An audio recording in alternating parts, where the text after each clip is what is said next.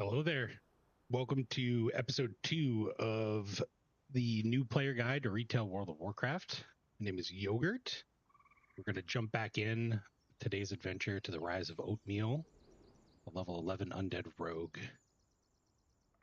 So we're just going to start off where we left off. We'll boot up World of Warcraft, enter the world. And in our previous episode, we went through the starter island, Exile's Reach. Gets you to at least level 10. We got to level 11 by the time we were done. We were part of the Horde race, so they ended up dropping us in the Horde capital of Orgrimmar, which is where we are now. Sent us on a couple quick quests. First one was to get our mount, Tawny Windstrider. It is a flying mount, but I don't think we've gotten there quite yet, but we will soon.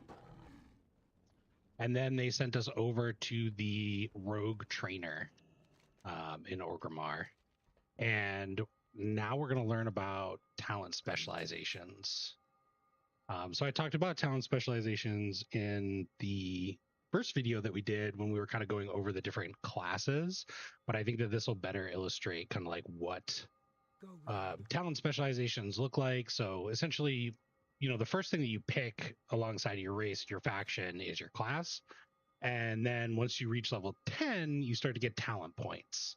And you can put talent points into one of 3 selected specializations. The rogue class that we chose for the new player guide has 3 different specializations that are all damage dealer focused. So if you hit N on your keyboard or you use the quick menu to open up the talent section, you're going to see what talents you have available to what talent specs or specializations you have available to the class that you're playing.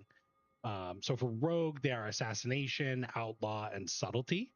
When it comes to leveling and working through the campaign and getting up to level cap, if you're choosing a damage specialization, there's not going to be a whole lot of difference between the two. For rogue, you might think something like outlaw or maybe assassination would be a little bit better. But honestly, it really, really doesn't matter. In terms of complexity, assassination is probably the most beginner friendly. Outlaw has an appearance of being relatively straightforward, but it does have a lot of nuance, which we'll talk about later. And then subtlety is kind of regarded as one of the more complicated specializations for rogue.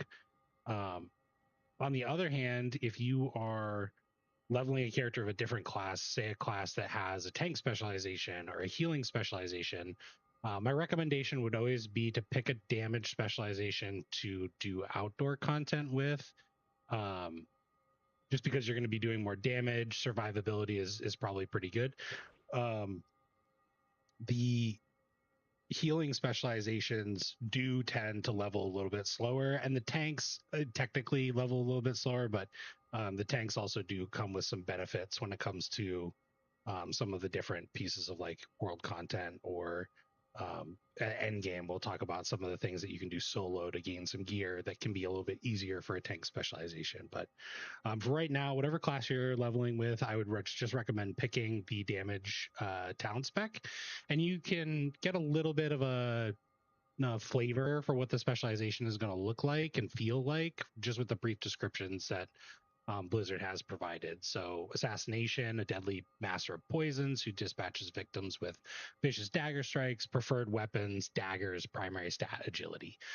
For rogue, I mentioned it last time, our primary stat is agility. For a class like druid that has a ranged DPS caster, a feral cat melee DPS, guardian tank spec, and a resto, you'll see these primary stats differ depending on which specialization you're in. And unlike in classic World of Warcraft, that's not something you really have to worry about here too much.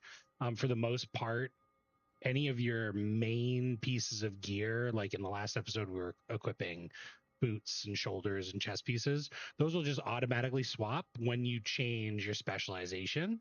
And there are a couple exceptions. Things like trinkets are pretty specific to the role, so you might need a second set of trinkets. Things like weapons tend to be the same when it comes to like intellect weapons versus strength and agility. Strength and agility do swap between each other if the weapon type is compatible, but you can't swap from strength to intellect for the most weapons. The other thing to note about talent specializations is that you can freely change whenever you would like. Well, with the exception of in combat or in a Mythic Plus dungeon, you can swap in between outlaw, assassination, subtlety. You can, as a druid, swap between your different specializations and roles without any real penalty aside from needing to maybe find a different weapon. Which is great. That's another major difference between Classic and Retail World of Warcraft. Although Classic Anniversary does have dual specialization. You can just swap anytime that you need to fit the group needs, or especially when you're leveling, I would just recommend trying out, a couple different specializations. So to start us off, I guess we'll probably activate Outlaw. I know weapon wise, I do have 2 daggers. One of like the nuances with Rogue is that the weapon type does matter a little bit. So for Outlaw, you can see preferred weapon, axes, maces, swords, fist weapons, and then assassination is daggers and subtlety is daggers. Some of the abilities will require certain weapons, which is kind of unfortunate about Rogue, but we'll just kind of roll with it. So I guess we do have 2 daggers, so we'll just start with assassination, and then maybe when we get another weapon, we'll switch over to outlaw, just because, in my opinion, assassination and subtlety are a little bit more preferred specializations for maybe like group content or PvP, when maybe you're not necessarily having like a one-on-one focus between something that you're trying to kill and something that's trying to kill you.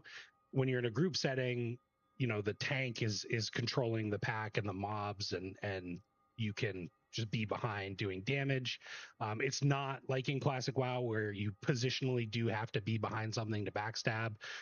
However, Outlaw is just kind of a little bit more straightforward in that regard. So I will probably switch to Outlaw afterwards. But for right now, we'll toggle on the assassination specialization. It takes a couple seconds to just load up.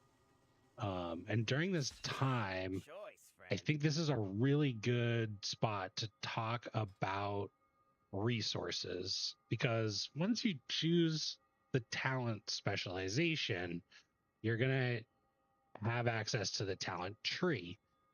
Talent trees are in 2 parts. So on the left part is what's called the class tree. At the top, you can see it says rogue. And then on the right side is the spec tree. You can see it's assassination, which was the talent specialization that we chose. So the left side of the tree, the class tree, is always the same for your class. There's some that might switch depending on the specialization that you're in, but for the most part, the abilities here are for your entire class to leverage and utilize. There is some damage components in the class tree. However, the most important thing about the class tree is utility and some like the thematic elements. So we can see here for like the rogue with assassination, it starts me with a new ability called Shiv, which just attacks with my offhand weapon to inflict poison. We also get access with our first talent point to a couple other abilities that will be useful for leveling and endgame content. One is Blind, which is a CC ability, which stands for crowd control. Another one is Cloak of Shadows, which removes harmful spell effects and causes immunity to those spell effects being inflicted upon you. So great for survivability or for getting rid of some of those damage over time abilities. And then Evasion, which increases your dodge chance by 100% for 10 seconds. So again, all 3 of these are really good for leveling. We will get obviously more talent points that will help bring us down to the end, and we'll start to get more choices. Talent points are another thing that can be freely swapped at any time, with the exception of combat or in a Mythic Plus dungeon. And all you do is you allocate your talent points. You do need to spend all available talent points in order to apply the changes. And then all you have to do is just right click, pick another one, and apply it. But we'll start getting so many that we're not going to be doing this frequently. We'll sort of have a set schedule. And then the assassination, the spec tree, this is where more of like the damage and the play style exists. So there are going to be choices in here for single target damage versus area of effect damage, dungeons versus raid. Some talents are going to be more powerful in PvP. So plenty of options, and it's probably pretty overwhelming. The third little section is down here at the bottom. These are PvP talents. PvP unlocks at level 20, so we'll probably talk about it then. But you will get access to 3 PvP talents when in a PvP mode. So whether you're in an arena, a battleground, or you activate war mode, which we'll talk about that at level 20. So there's a couple things that you can do, right? The depending on your time investment and your schedule, you are absolutely welcome and free, and it's probably mostly encouraged to just try out the different abilities, different combinations of abilities, and definitely go through and sort of read each of the spells that you have access to as it comes up. And what you'll notice about talent trees is there are certain gates. So in order for us to access the second section of talents, we need to spend 7 more points to unlock this row. So when it comes to the decision-making process, you can really focus, okay, what 8 talents in this section do I want for the situations that I'll be in, whether it's outdoor leveling, whether it's dungeons, whether it's PvP or raids, and then where do I want to go? So looking ahead at some of the what are called capstones, these talents at the bottom, what do I feel is vital for the type of content that I'm doing and building a path. So in the beginning, I would definitely recommend sort of exploring that, but this is a guide, and I use guides in all the new games that I play because games are complicated and I don't have all the time in the world. I want to play and I want to have fun. So I do want to take just a little bit of time before we get back into the leveling experience to just talk about resources that will be useful when you're playing World of Warcraft. So I'm going to try and toggle over to a browser, and we'll talk about a couple different things. I mean, honestly, I guess we'll just talk about 2 guides to begin with, because the other ones tend to be a little bit more complicated. So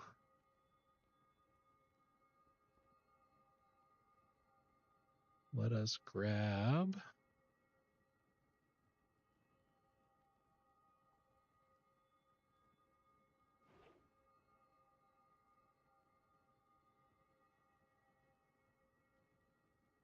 our browser.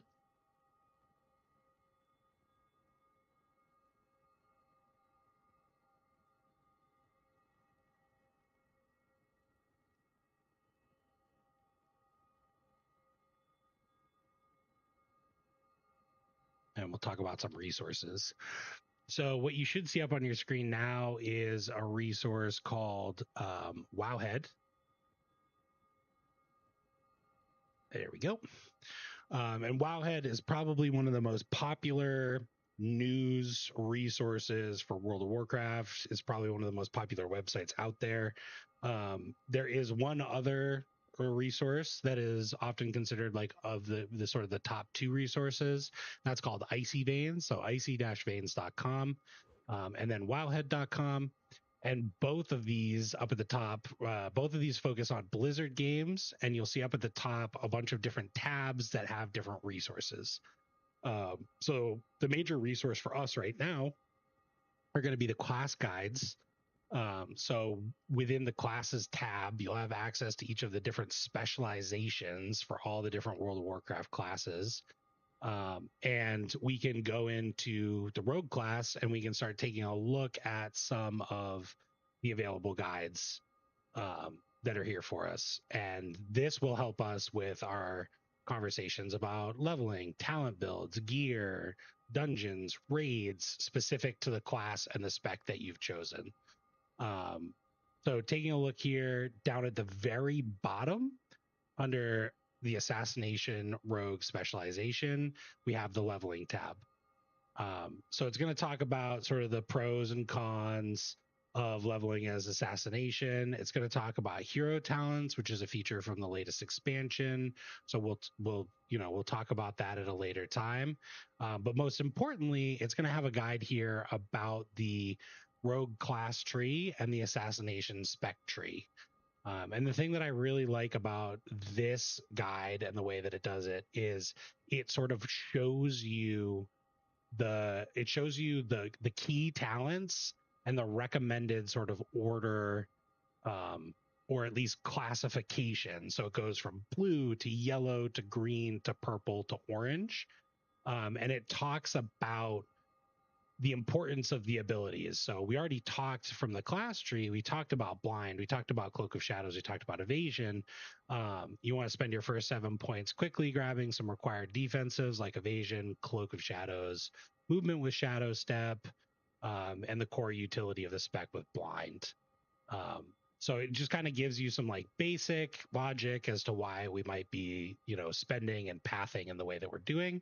And it also clearly kind of highlights some of the talents that are not as popular for leveling, not necessarily saying they're not popular for end game. And we'll talk about how to find out, okay, now that I'm at the end game, what should my talent spec be? Because you can utilize the WoWHead resource, but you can also utilize a couple different sources that might be a little bit better, a little bit more current and up to date. So throughout this guide, what I'm going to do is I'm just going to kind of follow along. I'm going to talk through my talent point choices when I get them, but I'll basically be following this priority, and we'll switch over to Outlaw at some point as well, and we'll take a look there at what we want to do.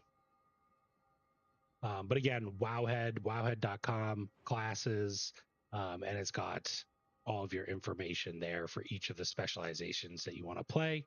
Scroll down to spec basics, and leveling. And this is also a great resource if you weren't sure what class you want to play or what specialization you want to play.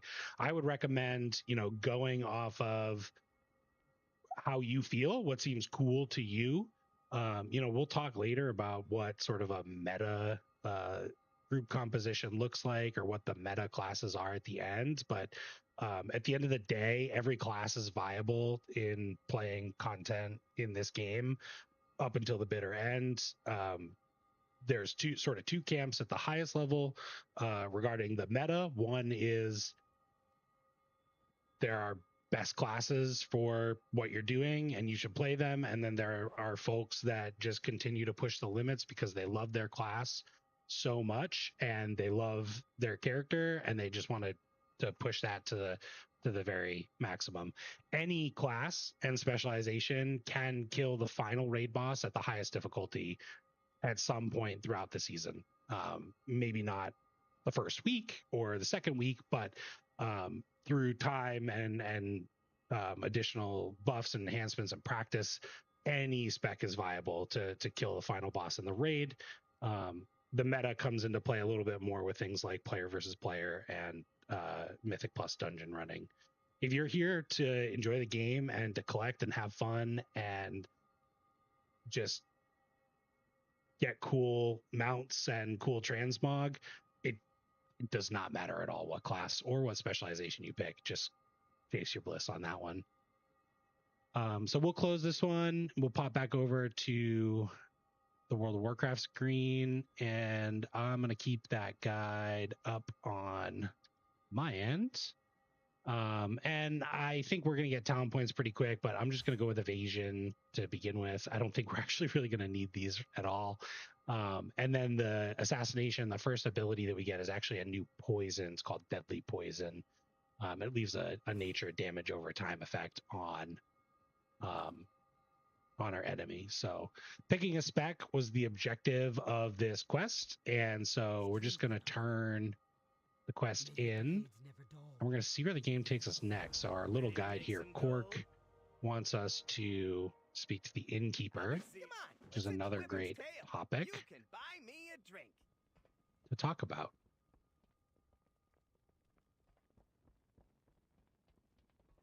So inns in World of Warcraft act as sort of like a home base.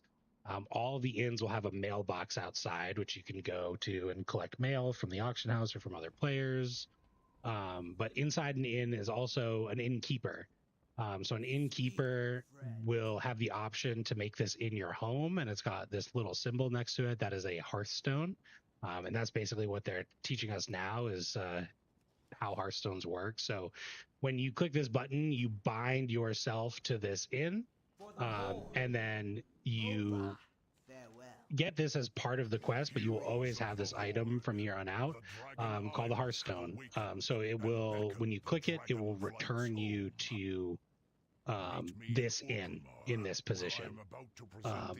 This is probably the worst inn to be at in Orgrimmar. The best inn is down here. It's by the auction house and the bank.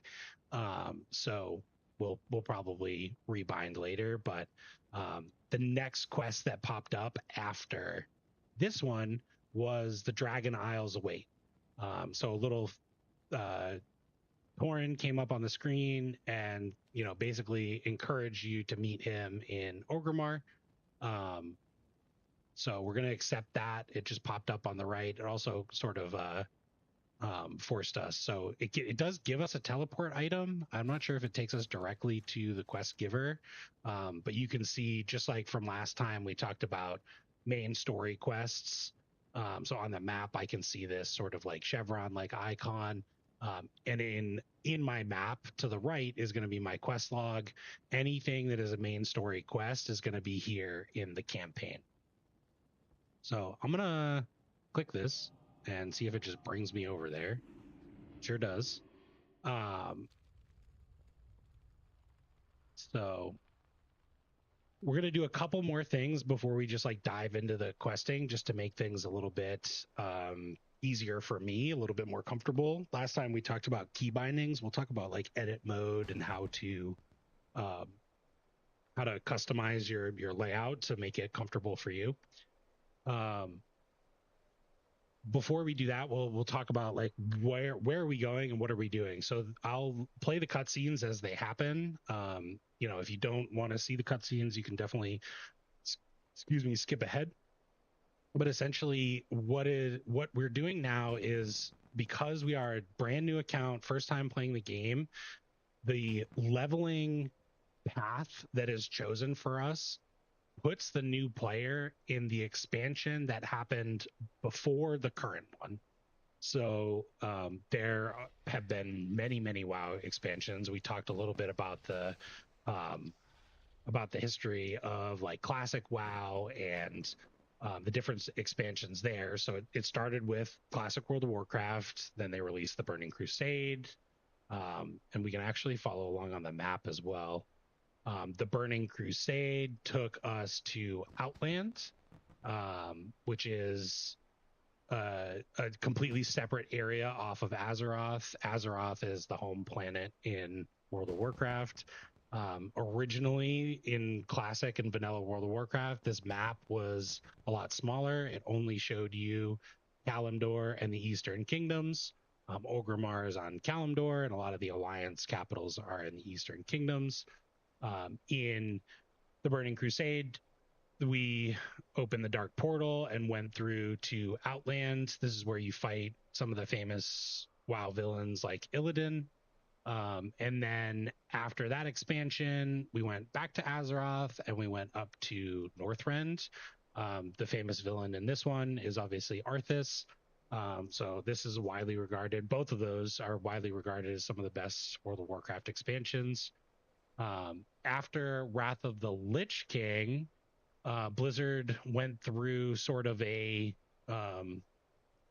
we want to update the old world. So vanilla World of Warcraft, it had been years since, the original game came out, and technology had advanced and players' habits had changed and needs had changed. So they found that it was a good time to go back and redo the worlds. Some of the zones got makeovers and shapelifts, and some new zones got implemented, like Mount Hyjal. And this was all done as a result of the name of the expansion, Cataclysm. So this is when Deathwing erupted from his slumber and inflicted a cataclysm across the world. And it changed the landscape for the players, opened up some of the new ones, and eventually you go and fight Deathwing in that expansion.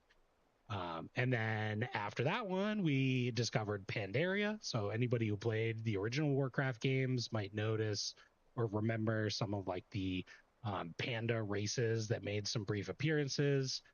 So this is Pandaria was shrouded by the mist, and we end up going and crashing into it with our ships as the Alliance and the Horde.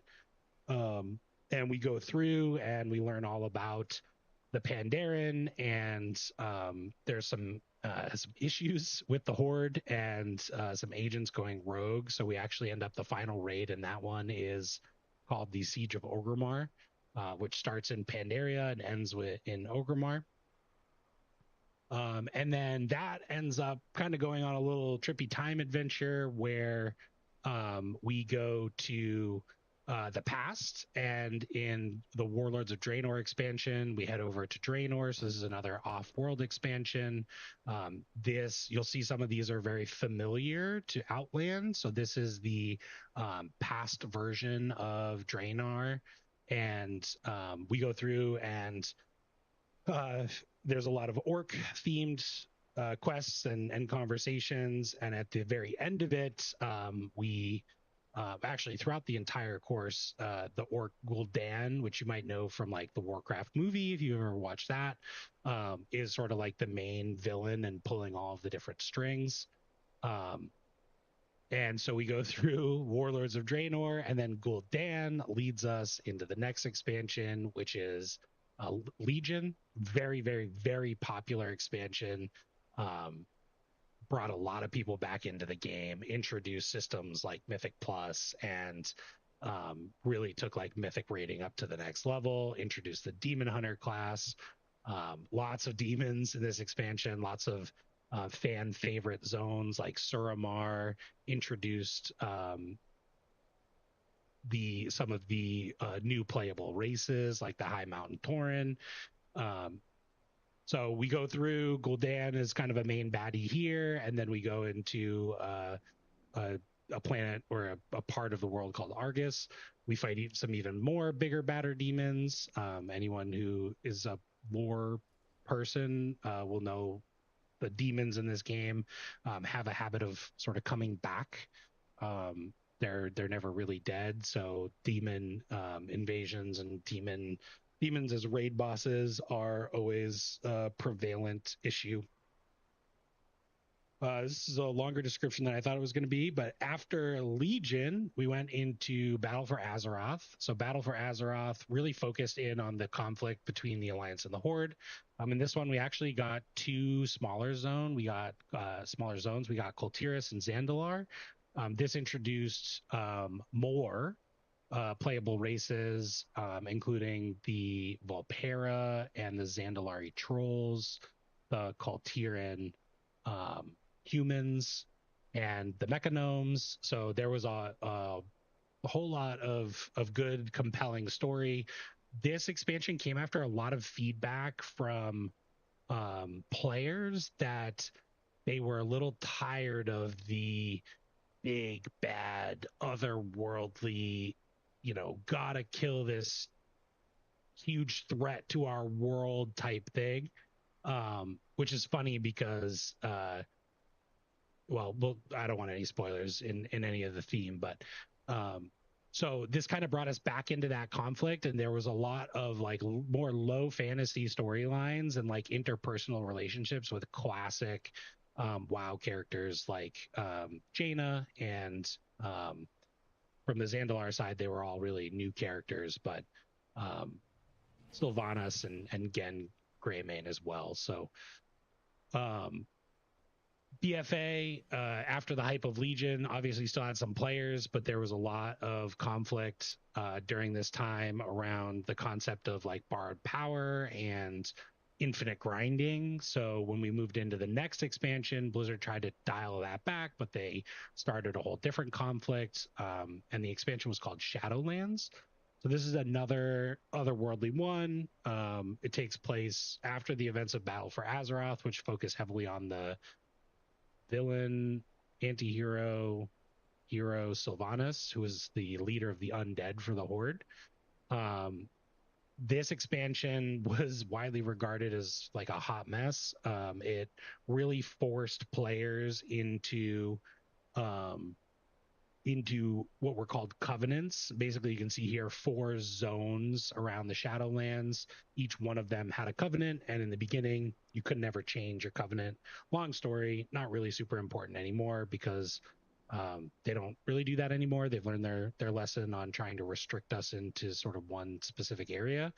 Shadowlands did have some good raids and some really bad raids. The first raid was Castle Nathria, which was widely regarded as one of the best WoW raids. But it kind of went downhill a little bit, and production timelines on the Blizzard side sort of encouraged them to move into the next expansion, which is where we're going to go to level up, and it's called Dragonflight. So we are going to go through the story of Dragon Isles because that is the expansion that came out previous to our current storyline. And the current storyline is the War Within. So you've seen that on the YouTube thumbnail. You've seen that on the main website. You've seen the logo for that one. So Dragonflight obviously takes place in the Dragon Isles. We'll talk about this. And then the War Within takes place in Khazalgar, which is where we are currently. So we'll get to both of those in greater detail as we sort of walk through. But very, very brief history of WoW. There's a ton of content creators that are lore focused. Novel is one of probably the most famous and popular. If you want to learn more about Warcraft lore, I would definitely recommend just heading to YouTube, typing that in. You'll find some really good stuff that a lot of people will go into more detail with. So I did mention we're going to do one more thing. I'm sorry, a lot of explaining up front today, but this one will be quick. One of the other things that we accessed is edit mode. So edit mode allows us to rearrange our screen. And I tried to do this last time, but one of the things that I think will be important for a new player to do as it relates to edit mode, I just turned on edit mode and you couldn't see it because of my chat blocker. But when you first log into the game, you're going to be put into a few chat channels. And one of them is honestly pretty shitty to put new players into. I think that they should probably change this. It's called the services channel. You can see here on my screen, it's just going. And these are basically people selling, boosting services for different raids and dungeons. This is controversial in its own right. The best thing that you can do when you're a new player is just type /leave services, and it's going to pull you right out of there, and it's going to stop that spam. You'll notice that not in the starter island, but as soon as you get into the new zone, it's just going to flood your channel. And you can see after I typed that, it basically stopped. We'll also have access to newcomer chat, so you can talk to any other new players. And then now you're starting to see the trade channel, and I can make this a little bit more contrast and make it a little bit bigger so that you can kind of see. So the trade channel is it's not a global channel, but it is connected by any of the major cities. So whenever you're in a major city, you'll have access to the trade city channel. The default is /2. You can change which channel you're typing in by typing the number / the number of the channel. So /2 space will allow now me to type in the trade channel, and I'll just put a little hello in there. There's just people in here selling crafting services and people looking for raiding guilds. And you'll also have access to a couple different chat channels. So when you're just out in the world, you can type /say and you'll say, your character will say something out loud. This is like local chat. So like this guy here can see what I said, but someone, way off in the distance or in a different area wouldn't be able to see anything. And then the other one that'll be useful is /p, which is for party when you're in a group. Sometimes that could also be /I, which is for instance. This will allow you to basically talk in anything like in a raid or something like that. So I'm going to go and just click edit mode again and just bring this back down sort of behind the chat blocker. Not really going to need chat all too much at all. Especially while we're leveling. So we can talk a little bit about edit mode. I would definitely encourage folks to explore this at their own leisure. But edit mode allows you to move the different UI elements around, and you can also get additional options by clicking on specific elements. So for the player frame, these are just my personal preferences. I just like to just bring them a little bit closer to my character because I want to keep an eye on my health. And I like to do the same thing for my target. And then this little one is the focus frame. We'll talk about focusing later. It's not really important. The other thing that I like to do also is just like bring my bars up a little bit more. Basically, what I'm trying to do here is I'm trying to make it so that my eyes are focused on the middle of the screen so that I can pay attention to both my abilities and my character's position, as well as, the critical information like health and stuff like that. There's a bunch of different stuff that you can customize here. So like you can toggle on and off sort of the target and the focus. You can toggle on a grid that is adjustable and will allow you to like really make sure that things are lined up perfect. You can see like when it came to the action bars, there's some snapping involved. Like I can mouse over the middle of the screen and it'll snap it to the middle. I actually want to bring it down a little bit. And then each of the bars also has a little bit of like customization when you click on them. So like I like to get rid of the Blizzard art bar. I don't really need that. I don't really need the bar scrolling. I'm basically just going to be playing with this. Here you can also adjust the number of buttons. You can adjust the number of rows to make it 2 rows instead of 1. And you can also adjust the scale so you can make it a little bit bigger. So I'm going to make the scale 110% because I'm getting old. You also have access to party frames. We'll talk about party frames when we get into a group. One of the settings that I like to change is use raid style party frames. It changes it from this small image and health bar to basically just a health bar. And I like to make them a little bit bigger, especially for parties, just so that I can see them a little bit better. And you can do the same thing for health bar for raid frames. Again, I like to pull this a little bit closer. Not super important as a rogue because I can't really heal my party members, but if you play a class that can resurrect somebody or heal somebody, it's good to keep this close in towards the center so you can quickly access what you need. You can also change the layout here a little bit, so you could do a horizontal layout instead of a vertical layout. This is popular for healers. Especially in groups, you can make it, more of like a box situation instead of a vertical situation. Totally up to you. You don't have to really go in and do too much right away. Buffs and debuffs are up here on the right. I typically leave those there, but we'll talk about better ways to track buffs later. Talking head was the little quest giver, so I like to put that kind of up in the middle. Raid frames we don't really need to talk about right now. Boss frames are also related to raids. We'll talk about those later. And then the cast bar is just my own personal cast bar. It will be attached to your player frame, but you can detach it if you want to and move it around. So not super important for a rogue because we don't really cast a lot of abilities. But for a caster, you might want to be, knowing what you're casting at the time. So you can also move around some of the other UI elements like the mini map or the objectives tracker. So I like to just like tighten them up a little bit.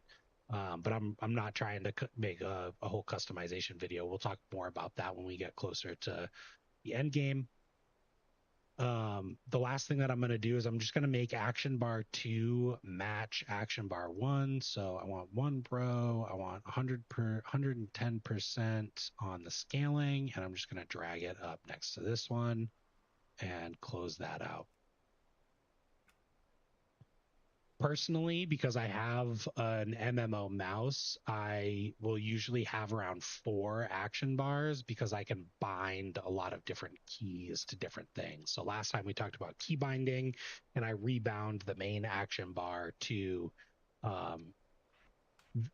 abilities that were closer to my left hand, reducing, instead of having numbered 9, I have up to 5 and tilde and my 2 mouse buttons. In my full setup, which I'll just do now, you can actually activate a few more action bars. So I usually have around 4. And like, we're not going to need these right away because we don't actually have a whole lot of abilities, but I'll bring action bar 3 up here. And I'll grab action bar 4. Action bar 4 is a side action bar. A lot of people use these for things that they don't need very often, like their Hearthstone or their professions, or really whatever you need there. I'm going to change the orientation to horizontal, bring it over here, increase the padding or the size, and just drop it in underneath. Here you can also access specific action bar settings and also quick keybind mode. This is going to be a little bit overwhelming, but I typically then like to use what's called a modifier on my second rows. So in the top, we have, ERFQ, just the buttons themselves. What you can do is you can modify your key binds to something like Shift E, and you'll see that it binds it to this button here. So Shift E, Shift R, F, Q, 1, 2, 3, 4, 5, tilde, F1, F2. Because I have, and these are F1 and F2, but these are my mouse buttons. So because I have an MMO mouse, I also do 3, 4, 5, 6, 7, 8, 9, and 10. And then I do shift modifiers again. Shift F3, F4, F5, F6. And it looks like we're being blocked there. So we're going to hit OK. I don't know what's blocking us.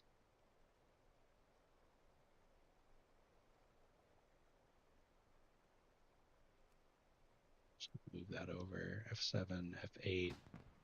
Extra action button number 1. Okay. 9 and F10.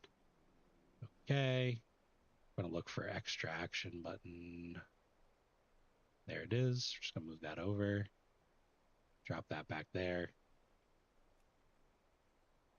The way that I look at the UI elements is like, this is it could be a little bit overkill. If you really love the game, maybe you invest in an MMO mouse to start off. You really don't need any extra equipment.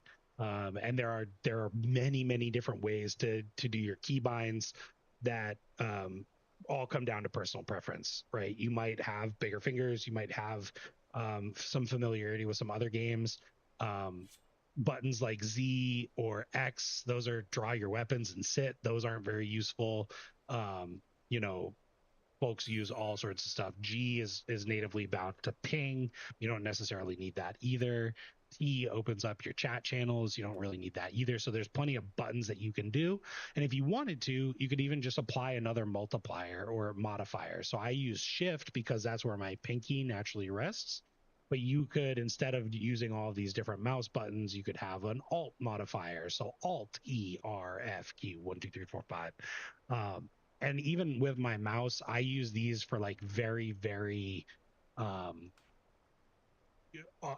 like not very often used abilities. And what I would just recommend is like a basic principle when developing your key bindings is like frequent abilities are kept close, and abilities that aren't used very often are a little bit further away. So like recuperate, for example, is something I use outside of combat to regain health. Same thing with cannibalize. I don't even actually need those to be keybound at all. After I'm done fighting, I can click recuperate.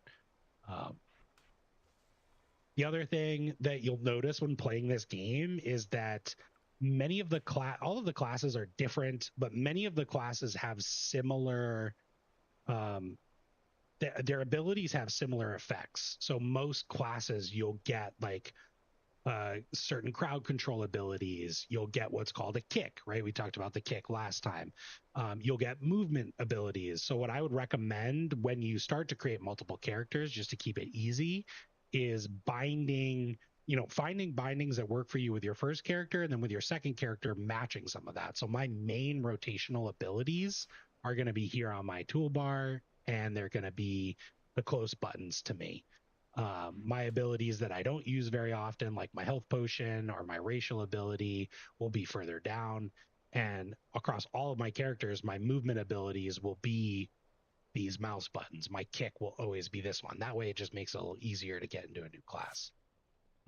But enough talking. Let's get into some Dragonflight campaign. I'm not going to read through the quests this time. I will play the cutscenes. The Aspects will be pleased that the Council has accepted their invitation. The Dragon Isles hold great wonders and many perils. Those who answer the call will face whatever challenges may come. The strength of the Horde has always been its people. I am heartened to hear it. But know that the Dragon Queen will not abide conflict on her shores. The Horde honors its truce with the Alliance. To that end, the Reliquary will work together with the Explorers League on an expedition of discovery. I expect we will learn much from one another. Do not forget, Ibisian, that the Dragon Isles are home to the Drakthir as well. We intend to rediscover our past and lay claim to our future. Then let our peoples make this journey together, Cindrathresh. Agreed. Along the way, we can hone your combat skills, despite your obvious lack of wings. I see there is much work ahead of us. Come then, the Dragon Isles await. So the Dragonflight expansion introduced the Drakthir race and the Evoker class. One of the other things that we talked about in the last video was you have to be level 10 in order to unlock Death Knights, Demon Hunters, and Evokers. So before we kind of dive straight in, I just want to go back to that character selection screen and just show you what those look like. So these are considered hero classes, which doesn't really mean much anymore. Hero classes originally people will say were supposed to be like more powerful or whatever.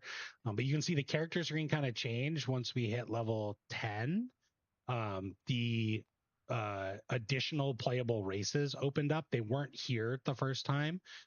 We just had up to Panda, and then the Drakthir was grayed out. So the Drakthir can be a couple different classes: Warrior, Hunter, Mage, Rogue, Priest, Warlock, but primarily they came with the Dragonflight expansion, and they're for the Evoker class. The Evokers, their talent specializations, healer, and ranged damage. I went through kind of the specifics of those in the last video. When it comes to character customization, you actually get a ton because Drakthir will shift between a humanoid form, which you'll see here on the right, and a dragon form, which is what you'll see in front of us. And there are a ton of customization options that are available, from the horns to the toes. Like it's actually a little bit overwhelming. And then once you finish customizing what your dragon looks like, you get to customize what your visage looks like, and that has unique customizations as well. So if you're a person who likes to really have a lot of toggles to work with, Drakthir might be good. Really great class. I think a lot of people who like to role play, race, will pick the Drakthir because it just opens up a lot of story capabilities for them. The additional playable races have their own unlocks. So the first thing you have to do is reach level 40, and then you visit the embassy in Orgrimmar for these Horde races, and the embassy in Stormwind for these Alliance races. Like I mentioned, a lot of these are just different flavors of like foundational races. So for the cohort to Blood Elf is the Nightborn. This is a race that came from Legion alongside High Mountain Tauren, which is a different sort of twist on the Tauren. The Maghar Orc came from Draenor. The Earthen requires the War Within expansion, and they actually came with the most recent expansion. And they'll be a main focal point when we get to that campaign. The Zandalari Troll came with the Battle for Azeroth, along with the Volpera on the Horde side. And then same thing reflected over here. Kaltiran, I mentioned for Battle for Azeroth. They're just bigger humans. Really cool beard customizations. The Mecha Gnome, Earthen can be on both sides, just like Drakthir and Pandaren. Dark Iron Dwarf, Lightforged Draenei, and Void Elf as sort of counterparts to the Draenei, the Night Elves, and then the Dwarves. I also mentioned the other classes, Death Knight and Demon Hunter. Death Knights, pretty much every race, I think, can be a Death Knight. So you can really choose whatever you want there. And you can see the character screen really changes. This was the class that was introduced to Worlds, Wrath of the Lich King. Very undead. You see like a little ghoul, necromancy type class with big two-handed weapons, Frost, Unholy, and Blood. And then Demon Hunter is only playable by Blood Elf and Night Elf. The Demon Hunter, very thematically themed after Illidan. You can see basically looks very similar to Illidan. They get to turn into that really cool demon form. These folks came with the Legion expansion. So I just wanted to quickly show those in case somebody reached level 10 and was like, I'm not really feeling it with Rogue or whichever class that I chose. I think I would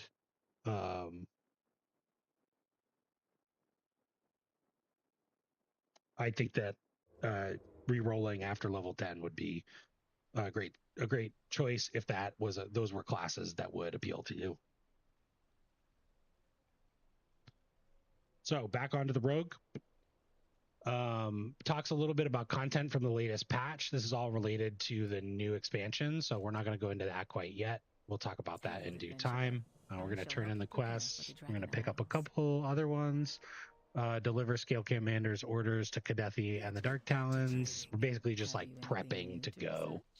I shall meet you at the Zeppelin once you've gathered our future expeditionary members. This is a portal to the blockade.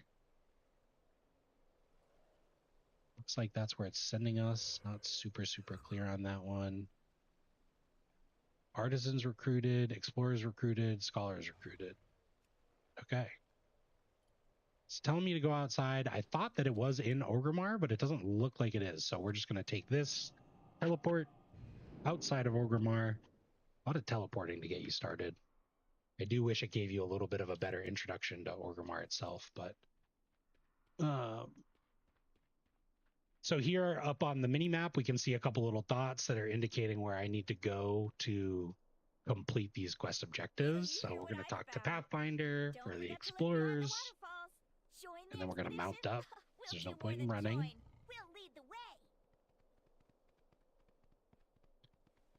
And we'll go over to Kadethi. What is the situation? The odds favor us.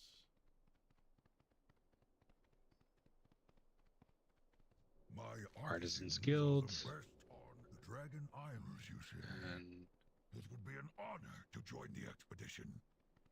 I'll gather my finest craftsmen and prepare them for what awaits. Scholars. And then again, looking at the mini map, it's instructing me for this part of the quest. It's a little challenging to see, but it's easier on your own monitor, I'm sure, to go up, which is that arrow above the little chevron there. So we're going to go in here. You can also see above your character, there's this little indicator. And when you move your camera up, again, holding down right click, you'll see where it wants us to go. So we're going to go in here and climb up the stairs. You made quick work of gathering our expedition members. I admire efficiency in my traveling companions. Holy, it's a lot of stairs. Cool. What have you learned lately? We'll turn in the quests. All the while, we're getting some experience. There's magic in discovery. I counsel the High Chief. And then here comes Khadgar. Guards, arrest this handsome wizard. Be at ease. He is an ally. Apologies for my abrupt arrival, but the news I bring cannot wait for pleasantries.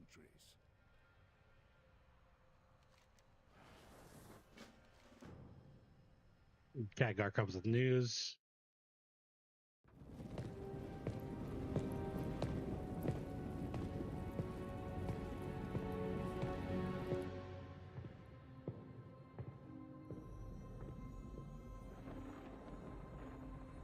I did not expect to see you again so soon, my friend. After you'd answered the call of the Isles. Something has happened, Khadgar. Something terrible. Calicos, tell me. It all happened so quickly. And Rathian, young as he is, bravely or perhaps foolishly tried to stop it.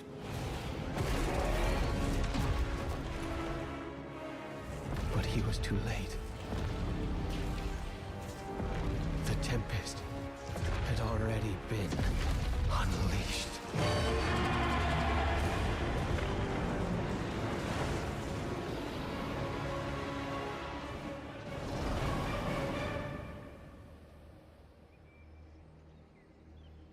She let me live with a message. They are coming to cleanse the world of the Titan's stain. Alexstrasza, who is she? What is she? She is Razagath, youngest of the primal incarnates. Incarnates? 4 dangerous adherents of the elemental forces. At the dawn of the aspects, our flights embraced the Titan's gifts. They did not. The war that followed was unimaginable. And it took all of our strength combined to banish them. If they were so dangerous, why were they not destroyed? I hadn't the heart to do it. We were once as clutchmates. Time, it seems, has not quelled their fury. And look at us. Should she free her kin now, we haven't the strength to stop them. And if Iridicrum's hunger is unleashed... Then we have no choice. If we are to be protectors once more, the aspects of our dragonflights must be made anew. Our queen is determined, Khadgar. But we've only just begun to find who we are again. And I fear that without help, we may never get the chance to see our future secured.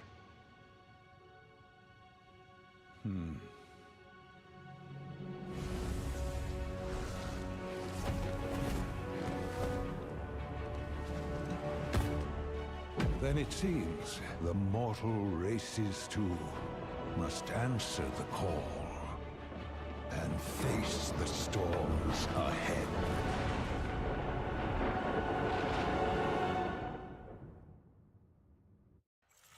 Okay. Enough story background. Let's get into it. Ooh, we leveled up. I have answers if you have questions. The I'm expedition pretty sure that session this shouldn't portal be too just long takes now. us, but the Zeppelin did show Please up, so chat we'll with your go. fellow explorers while Adventurers, we shall depart for the Dragon Isles. Go au natural. Dragon scale in all its Got a couple talent points. Got one talent point.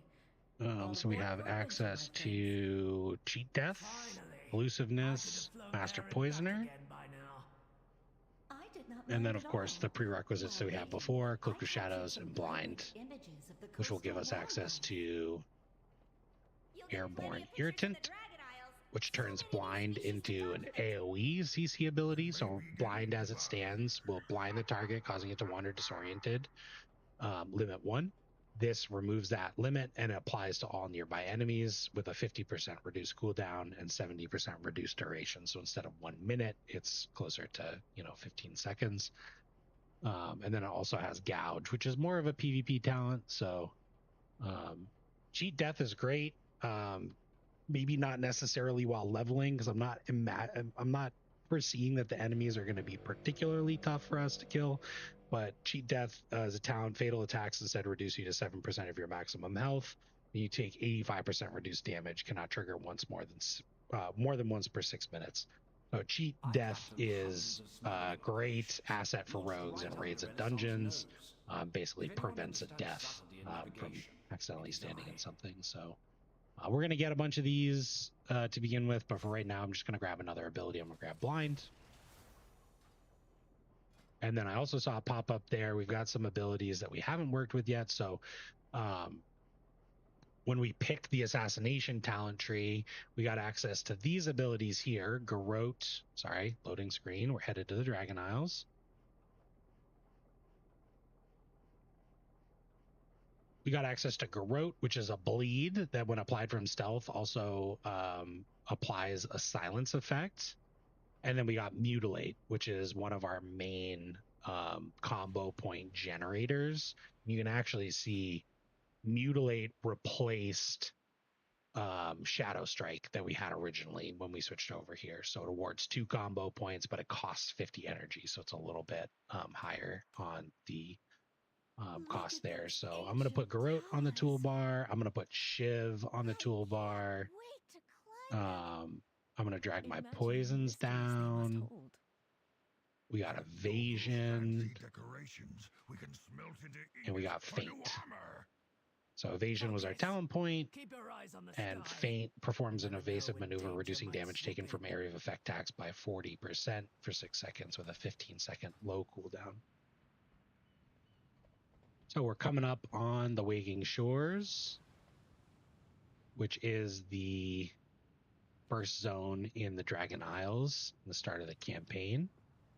Basically, what our plan is here is to really see how many levels this campaign gives us. So we're at level 12 now.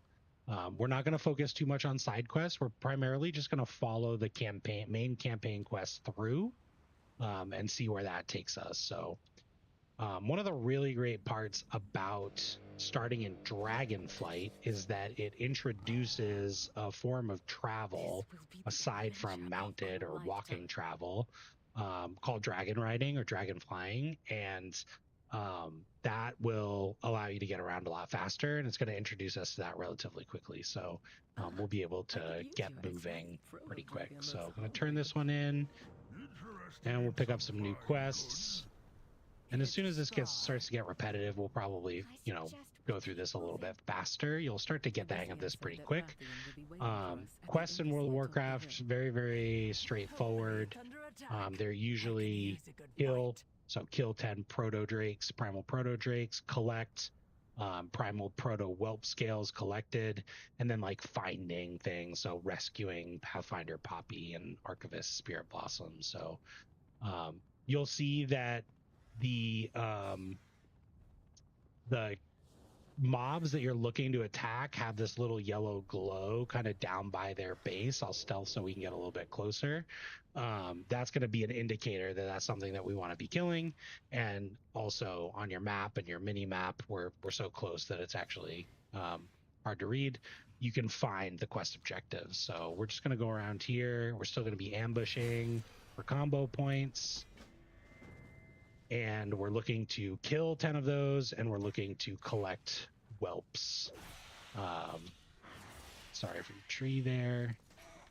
Rogue at the moment that we're leveling in doesn't have a ranged ability, so it does make attacking some of these a little bit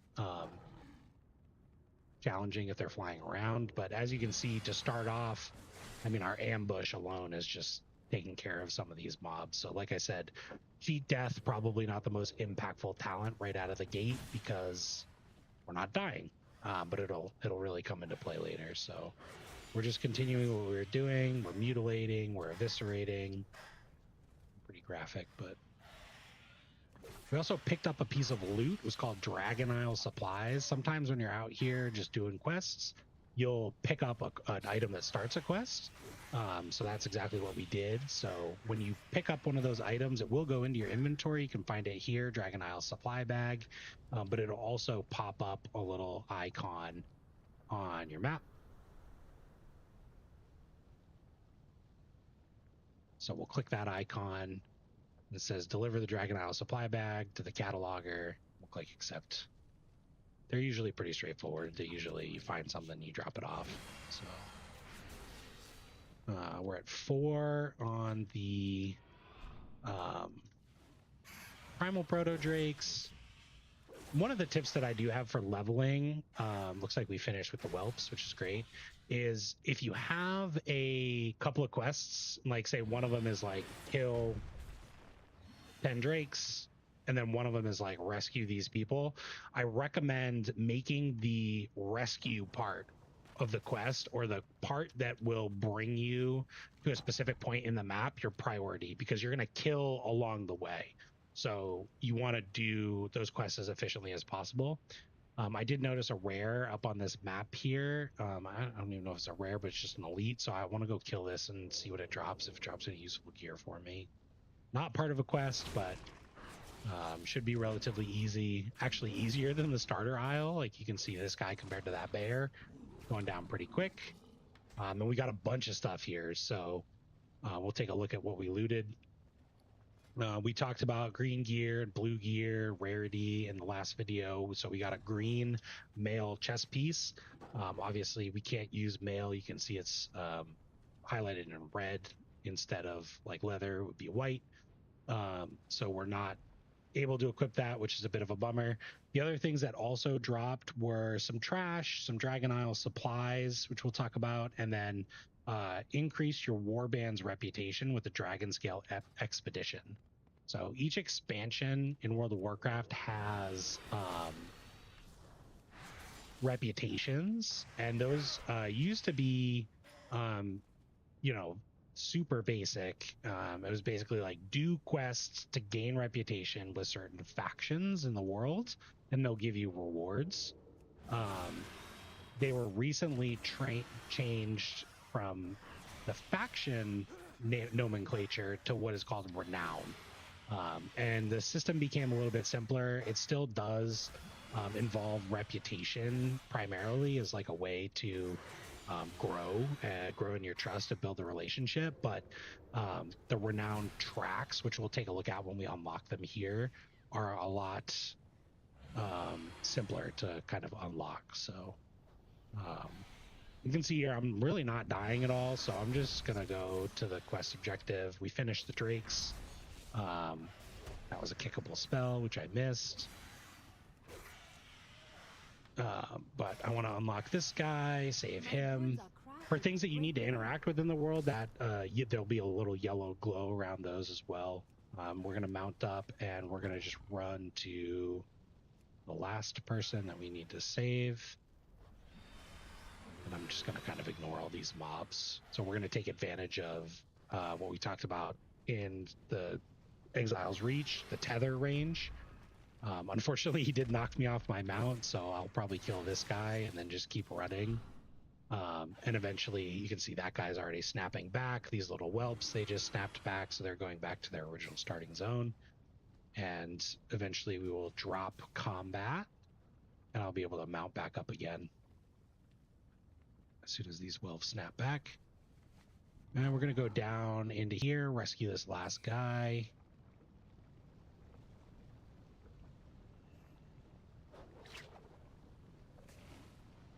And then we'll look at our map. And beginning even before Dragonflight, but I feel like it became very apparent in Dragonflight, is they really did a great job of like, your quests started here and you did them here and they end here. So it's like a very like fluid path of like pushing you forward to the next destination. Where in some of the other versions of World of Warcraft, you'll have like quest hubs, and then you'll get a bunch of quests, go out and do them, come back, get a second round of quests, go out and do them, and come back. It's a lot more linear, pushing you towards a destination. So this quest was sweet. This will unlock the Dragon Scale Expedition Renown, which is what we got points for from killing that rare.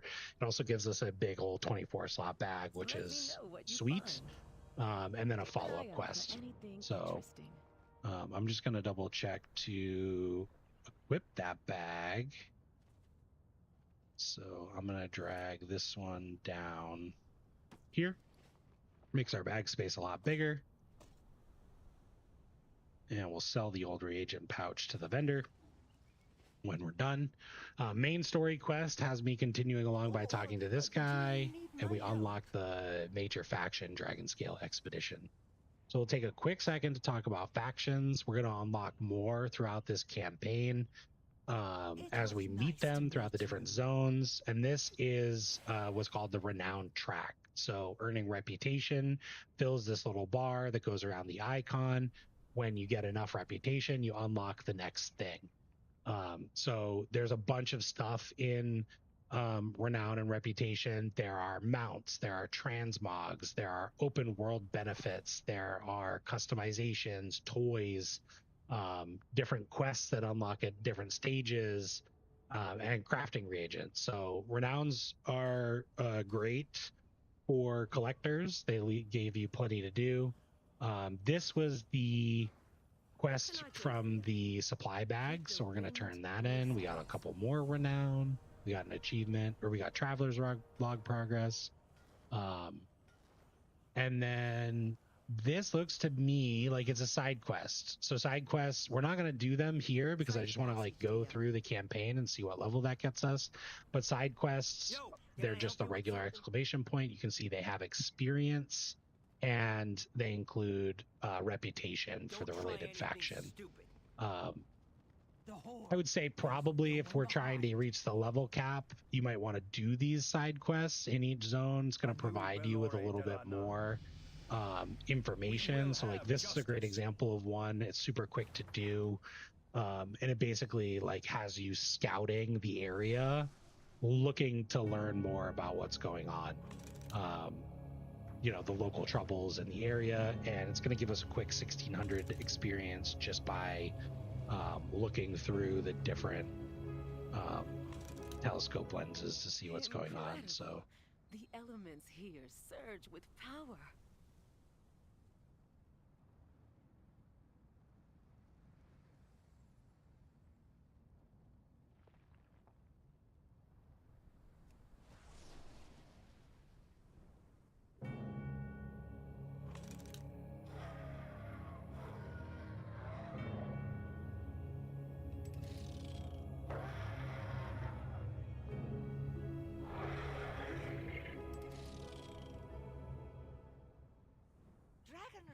We're going to do the last one.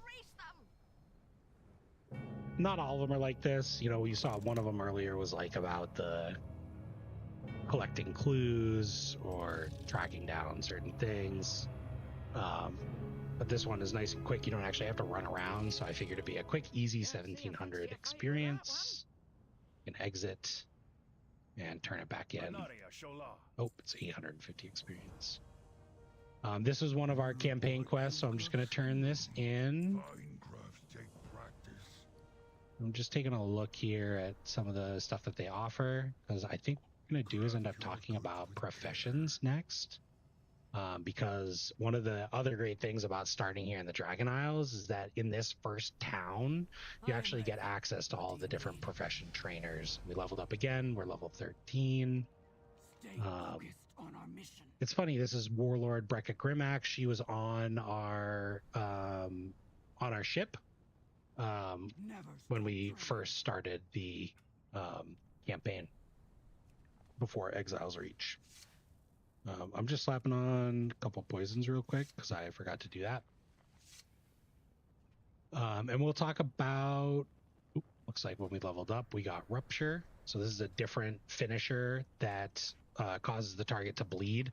Not going to be very good for leveling because you saw how things were dying so quickly, but it'll be important in at the end. But scattered around here, and I believe it's actually part of this quest, you'll find the profession vendors, profession trainers.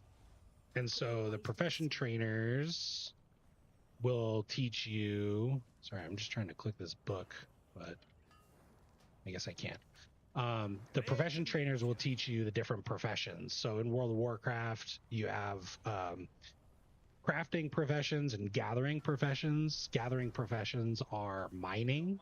So this trainer over here has mining. Mining is for minerals, obviously, and it fuels engineering and blacksmithing. Engineering makes gadgets and bombs and battle resurrections and goggles for your helmet and gloves or bracers. And they like to tinker. Blacksmith is armor and weapons of the plate variety. And for weapons, it's like axes and swords and maces, the martial weapons. For gathering, on the other side, you have skinning, and then skinning is what fuels leather working. So skinning is the gathering profession. After you kill creatures, you can skin them to get leather and scales, which can be used to create leather armor and mail armor. And then we also have, I think it was actually on the other side.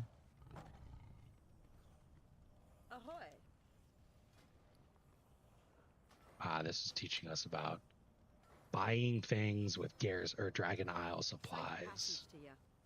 So she said, buy this from me, and it creates a map of the Waking Shores, which I think opened up a little bit more of our map. Some quick renown there. Over on the other side, we have jewel crafting. I apologize. That's another profession that's fueled by mining. Jewel crafters will break down raw ore looking for gems, which they then turn into gemstones, cut gemstones for your gear to increase your stats.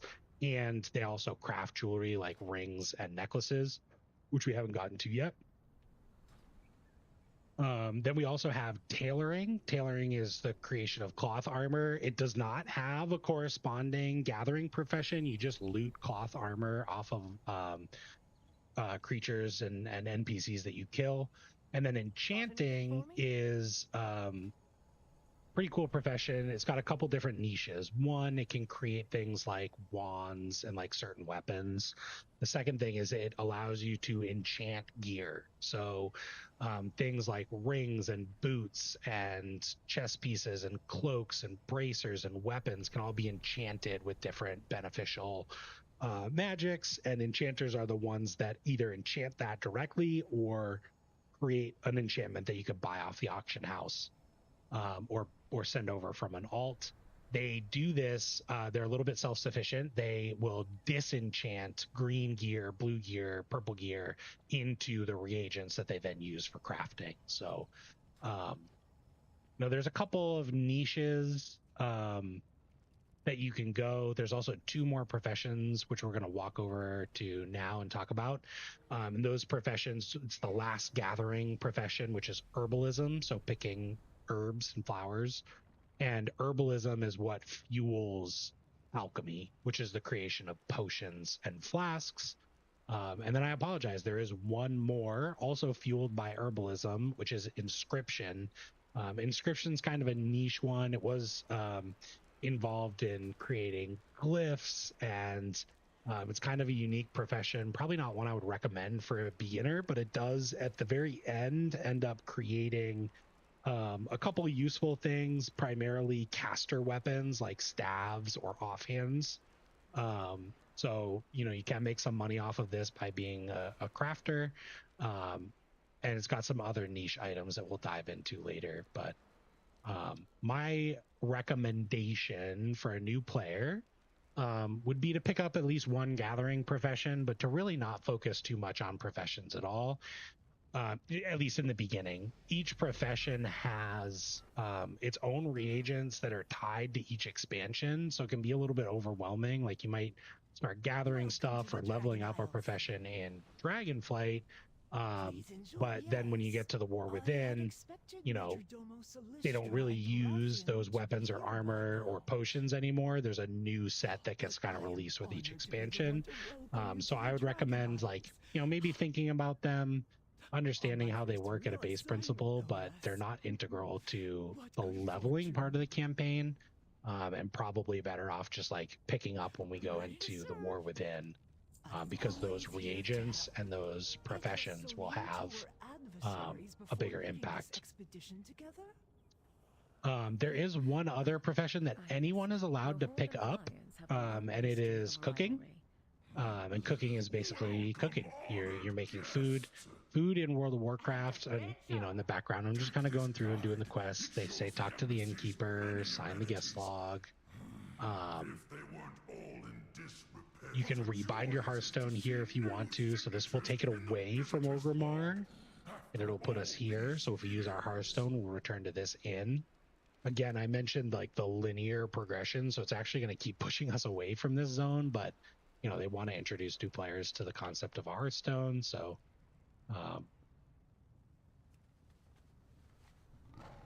but cooking and food, food basically will be a buff. You'll eat food before you go to a dungeon or before you go into a raid, and it'll give you a small stat buff based on the food that you eat. So everybody does eat food. Cooking can be a good profession to get into and just understand, but typically it's usually just cheaper to farm gold and then buy it. So we did a couple of key things there. We are finishing the quest, and then I also talk to the flight master. So the flight master, not really going to be important once we unlock dragon flying, because it's just faster to fly by yourself. But if you ever needed to get from one place to another and get up and go away from the computer, you can hop on a flight path, and as you go through the zone, you'll collect more of these flight paths, and they'll connect to each other. So just going to do this one last part. We're going to relight the brazier of kinship.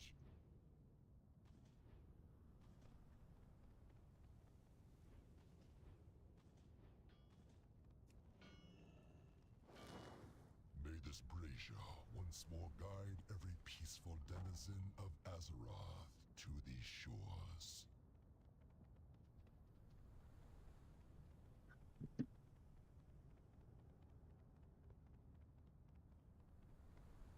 Welcome to the Dragon I'm going to turn in the quest. I'm always here to help. Please enjoy your time here. And we're going to send a signal flare. We were trained to only use these signal flares if the situation is dire.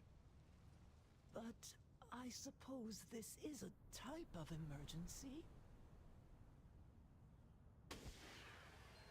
There. Major Domo Silistra will arrive soon.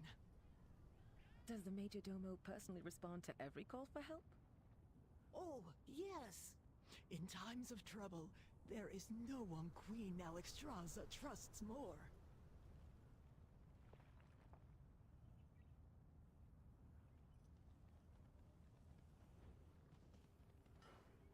Here they come!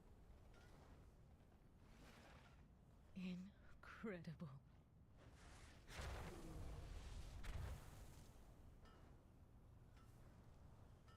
The Dragon Isles campaign, obviously it's all about dragons. We saw the flare and assumed the worst. What is wrong, Cadet Sandrax?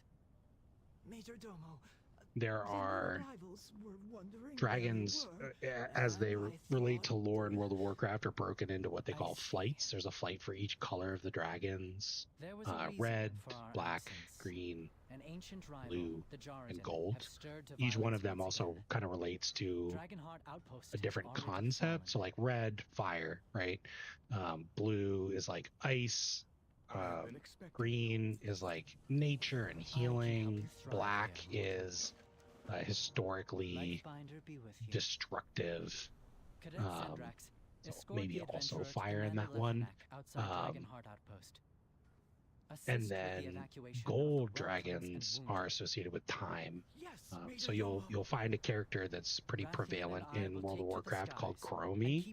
She'll pop in and out, and she's always popping through different timelines and will pop up in different events and stuff like that. After all, we wouldn't want the battle to be over before you even arrive. Engage only when the whelplings and wounded are secure. The rest of the So hopefully we're going to start chugging along here. Whenever you start an intro or a new expansion, there's a lot of talking in the front. There's setting the stage, talking about the story. It's actually funny. I'm kind of surprised to see so many folks here kind of starting their journey out. It was nice to meet you. But now we're going to go into We'll launch expeditions to every turbo mode. We'll start hopefully getting some more campaign quests done at a quicker clip. Welcome to the Dragon Isles. We'll move swiftly. Dragonheart Outpost isn't far. Now those side quests, those would take place in this area up here. Again, if you want to explore and you want to learn and look around, like by all means, I think that's a great thing to do. We're just going to kind of get through the campaign because I want to explore some of the other aspects of the game, like dungeons, which will also grant us experience. Powerful, killing countless dragons in ancient times. How to keep up. When the dragons left and the land went dormant, so too did the Jaratin slumber.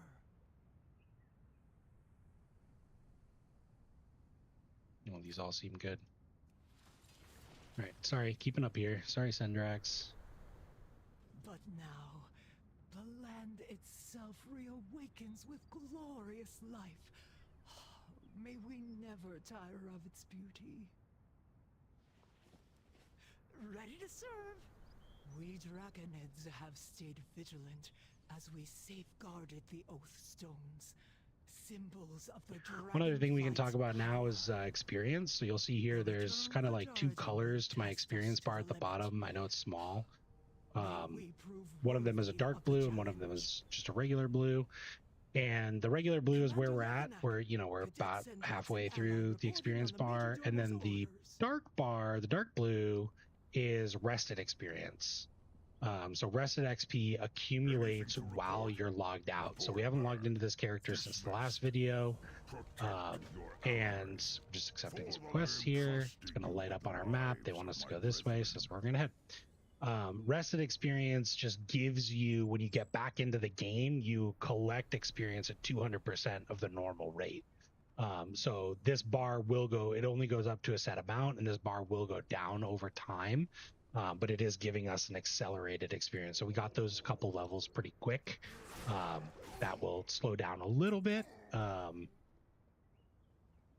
after we're done here. So quest here is to slay these guys and to save some whimpering whelplings. So I see, just like I said before, the whimpering whelplings, I see those on my map as little dots. So I want to head in that direction. This one is up the stairs. So we're going to go up the stairs. And just click on the whelp. We're going to sprint. Looks like this one is down over here somewhere. Click on him and then we'll mount.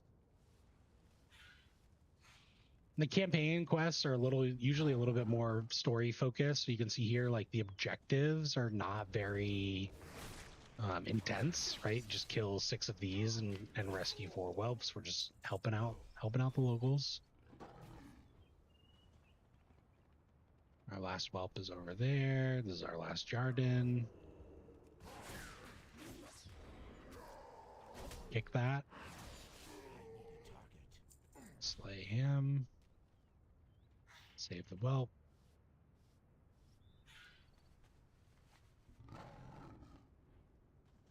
One more.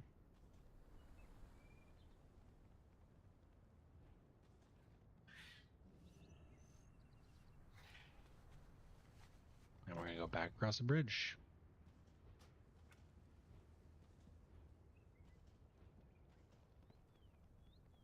cool thing about Rogue, especially when it comes to questing, is just like the power of stealth. We're going to get another ability called Vanish, which is really powerful. It'll allow you to fade back into stealth even if you're in combat.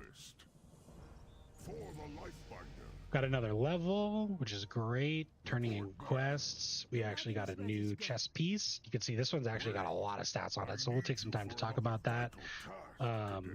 When you loot a piece of gear from a quest, you also get the different appearances, which is an improvement that they made in Dragonflight, which is really, really cool. So like I, as a rogue, got the leather vest as a quest reward, and I unlocked that appearance, but I also unlocked the appearance of the same piece if I was playing as a cloth character or as a mail character or as a plate character. So if I create an alt, I have access to those different chess pieces. And that's only with questing. You know, that doesn't happen with like raid or anything like that, but just something that's worth noting. So it's having us continue along here to meet Raytheon at Scalecracker Keep. So secondary stats, we talked a little bit about these. You can hold shift when mousing over to see what you're currently equipped. My current chest piece has 3 agility, 4 stamina. This one has 4 agility, 6 stamina. So you can see plus and some armor, +2 armor, +1 agility, +2 stamina. And then it has those secondary stats, so haste and mastery. And last time we talked about haste and critical strike. Critical strike increases your chance to do double damage with your attacks. Haste makes you go faster and increases your energy regeneration for rogue. Versatility and mastery are 2 new stats on our character sheet. So mastery is a stat that is related to your specialization.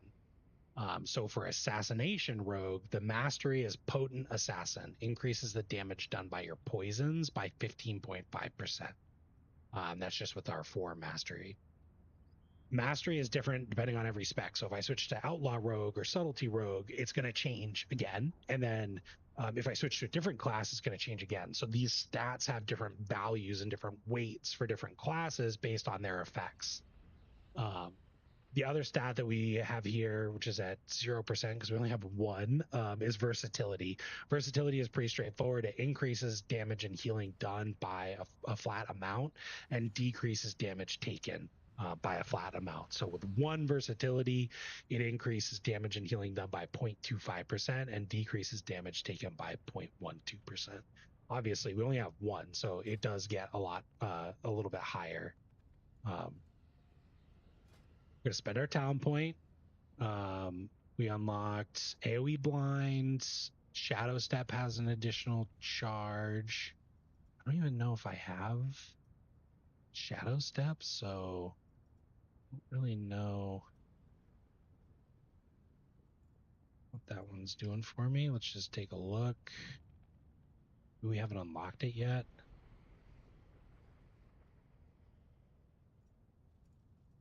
Got some other abilities here that will definitely drag on to our block here. Very odd. We'll investigate further. For right now, we're just going to pick up Cheat Death because just in case. We leveled up. We got a couple more abilities that are related to stealth, and then we got Pick Lock. Pick Lock is more of a flavor ability. Sometimes you'll pick up these locked boxes out in the world. Rogues are the only class that can open them, and inside they often contain green gear that you can vendor. But we got 2 abilities that can be used. One is Kidney Shot. So this is a CC ability that stuns your target. It's a single target stun. I usually will put those down on, a certain button for every class. This one stuns the target longer depending on the amount of combo points that we use. And then we also got Sap, which is an ability that's usable in stealth. So bringing that down to my action bar, but I'm actually going to push stealth and then add Sap. And Sap basically can be used on humanoids, beasts, demons, dragonkin, and it basically just kind of knocks them out for the set amount of time. So it's for 1 minute. So basically I could go over and then ambush this guy, and this guy is still sapped. And he's not going to attack me. And then for Rogue, I can actually re-enter stealth and then kill him. These individual crowd control abilities, a handful of classes have them. They're not really used too much anymore. Sap might have some like niche scenarios in some of the dungeons. Things like polymorph for the mage, also not really used anymore, where in classic WoW, the core concept is to go into a large group of mobs and like lock some of them down so that you have less to focus on. The concept, the base idea in retail is kind of quite the opposite. It's basically like, let's pull as much as we can, and we'll use our other abilities like blind and stuns and stuff like that to control the enemies. So we'll stop them from casting using our crowd control and our kicks. One of the things I'm doing now here, you'll notice we were walking over to do this quest, and when we got into this area, this little thing popped up here. So this is called a bonus objective. It popped up on the sidebar too.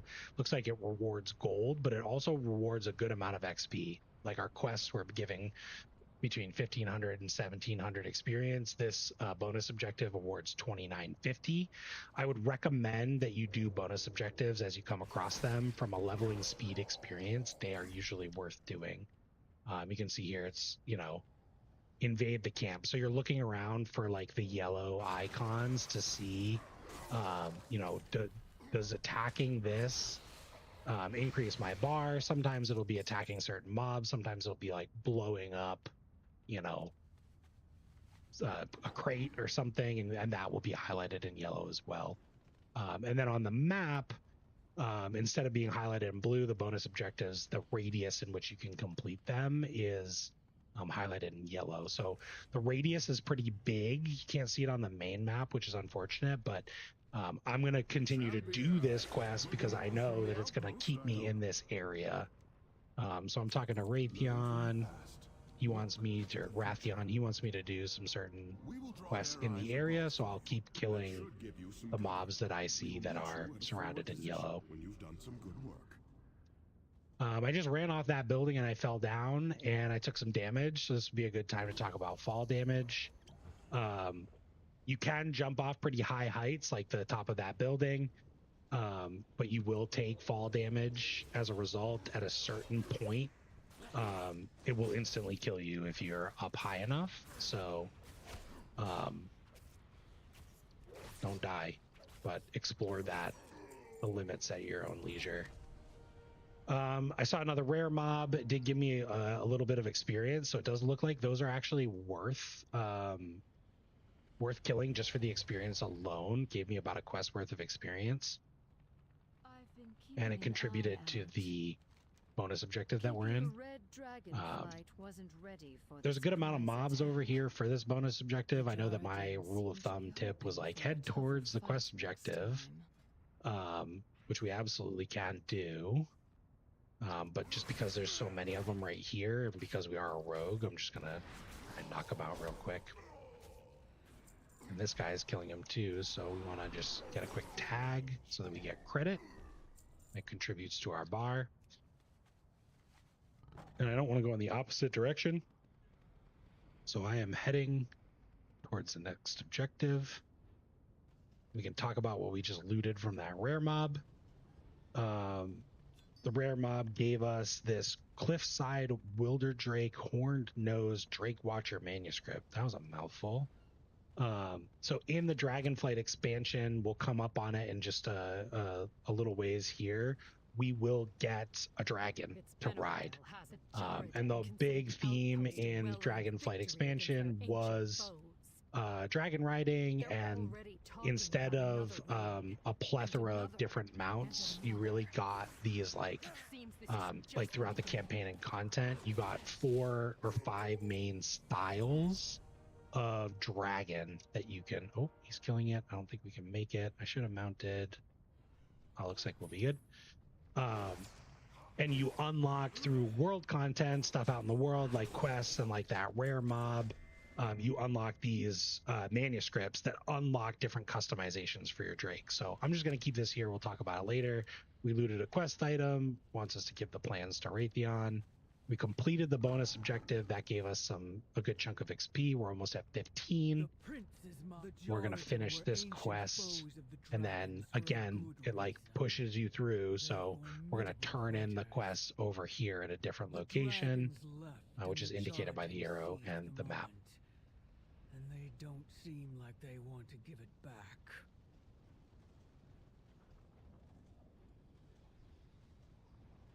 So we're running.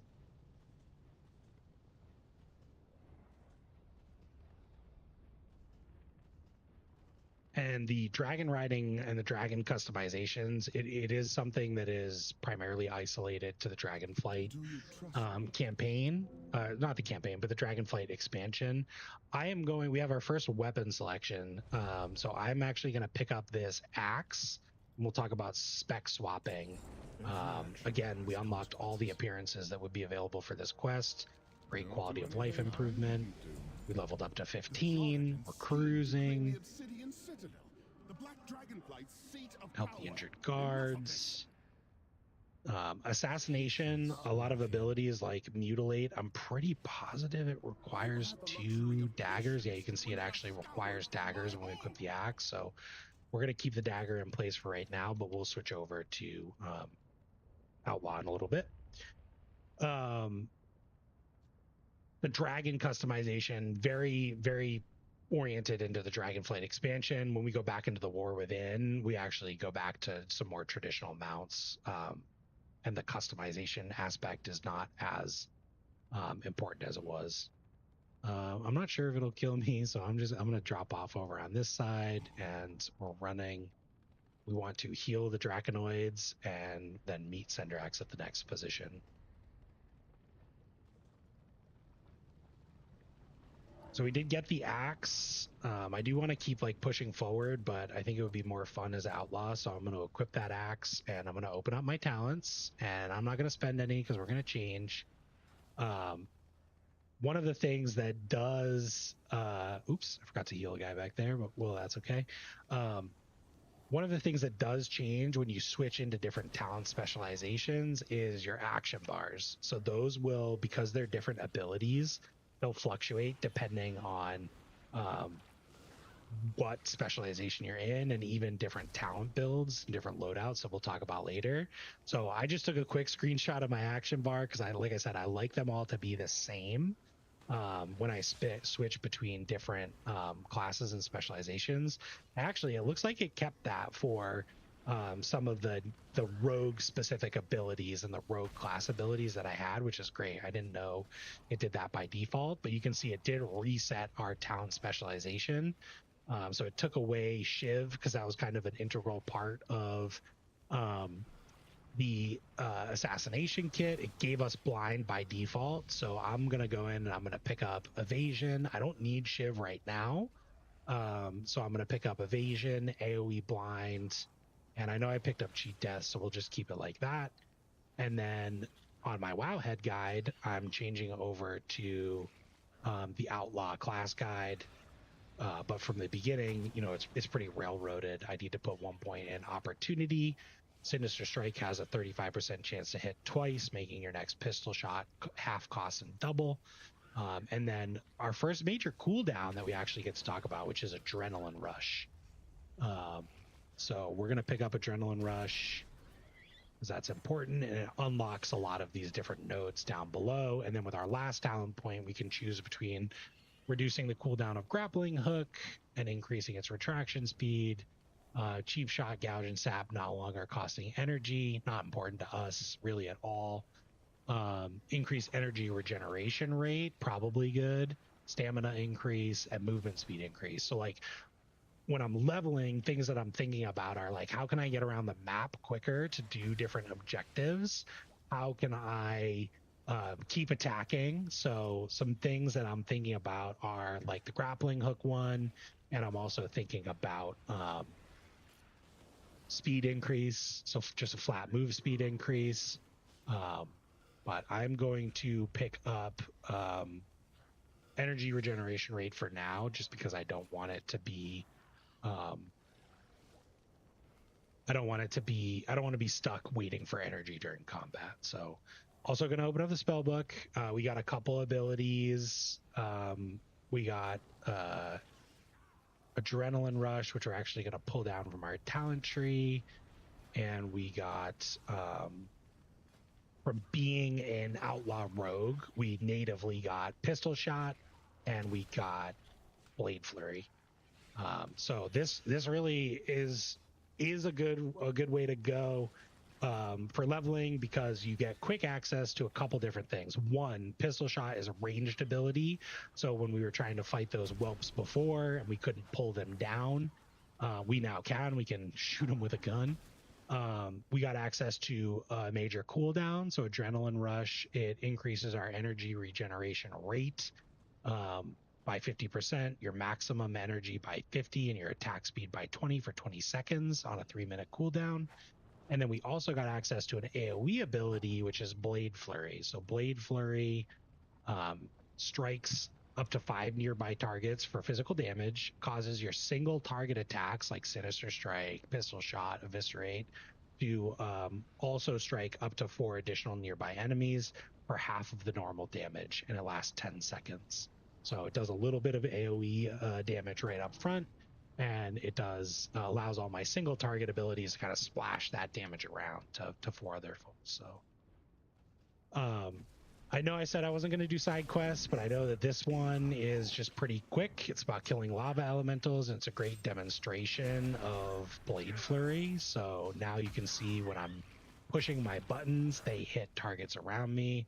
It's also super quick to just fill this up. So I'm just going to attack these droplets.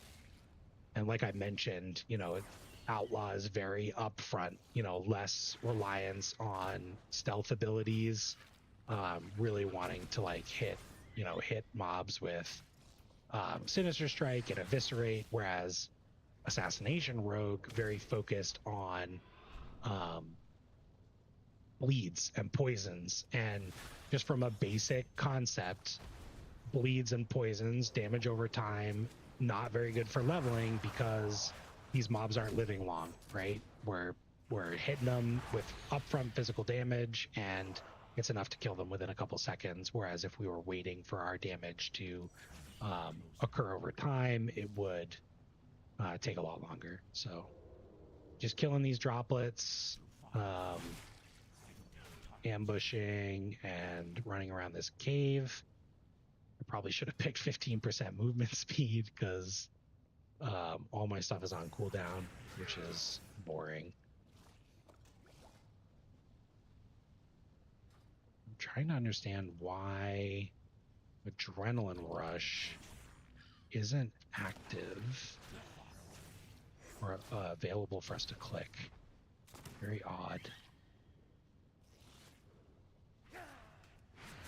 I'm just fiddling with some of my keybinds, finding positioning, finding what works well for what I need. But quick quest here.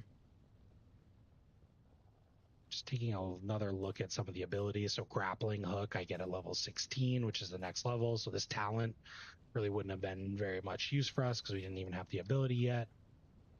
But I want grappling hook because that's going to help me grapple to the different areas in the cave. I'm gonna stealth out just so I don't pull any of the red mobs that are walking around. And can't mount in the cave, so we're gonna mount up now that we're out. And we're gonna continue along our way. That gave us 2100 XP, halfway to level 16. Here's our last injured Draconoid.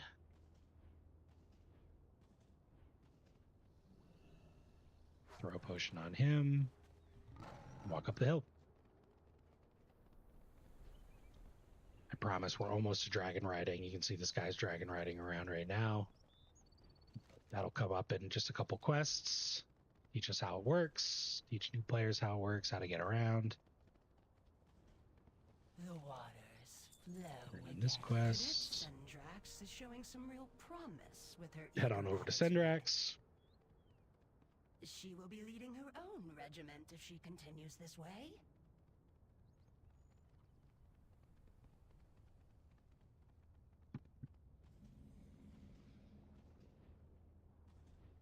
Over here, and stay low. More commotion is afoot. Save the eggs. Another little cutscene. Our ambush was a success. The convoy yielded enough eggs to begin. Go now. Infuse them with the elements. Wash away the stain of order. Work quickly. Outsiders have come ashore. We cannot let them interfere.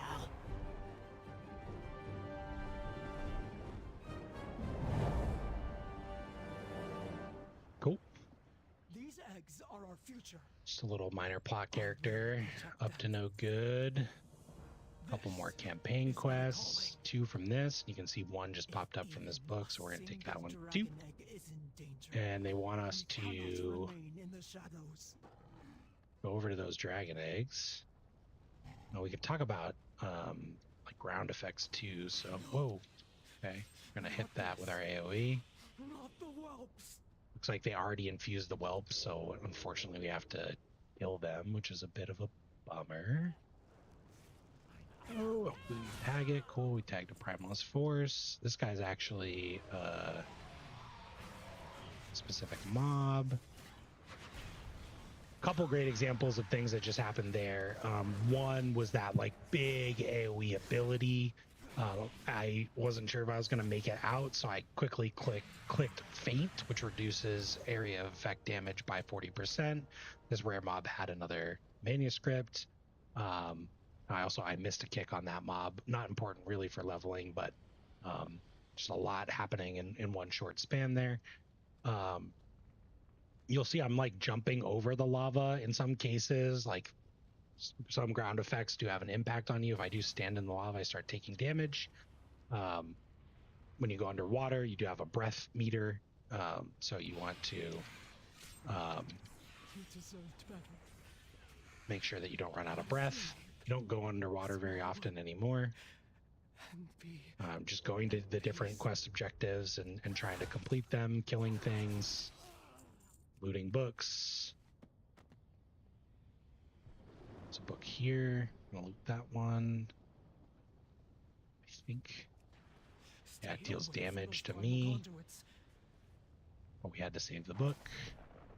One thing about Ella, like ground to damage that can impact specifically rogues is when you will be removed from stealth if you take damage. So if we were in stealth and we stood in the fire, it removes us from stealth. So just something to keep in mind there.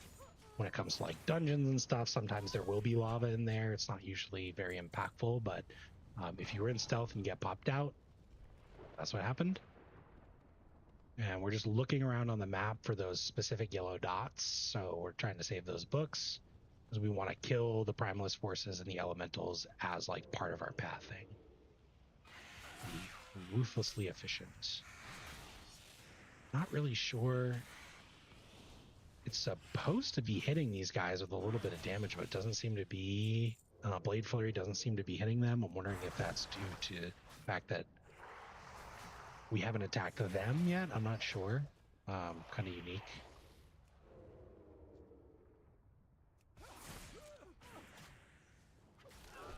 Bad ability. Go back into stealth. Ambush. Eviscerate. Save the book. The Primalist over there. Ambush. Just building some combo points. You can see we talked about this in the last episode, but like slice and dice, you know, there's a good amount of time in between our attacks and in between combat, so not the most efficient to kind of keep up because things are dying so fast. But it won't always be like that. And we'll eventually get an ability that molds slice and dice into our rotation naturally, so we can take it off our bar. Save the last book. We've got 2 primalists and a little bit more in terms of whelplings. So we're gonna go back out here. They respawn, so we're gonna kill this guy again. Blade.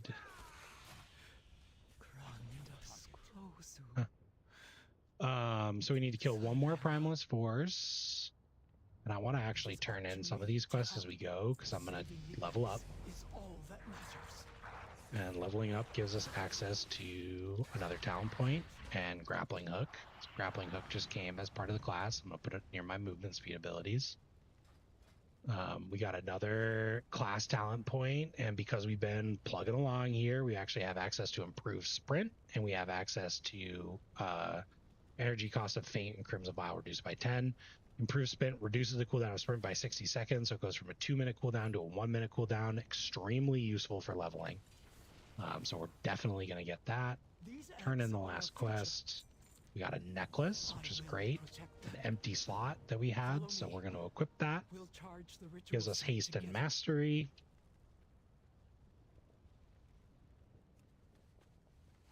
Mount up and follow Sendrax.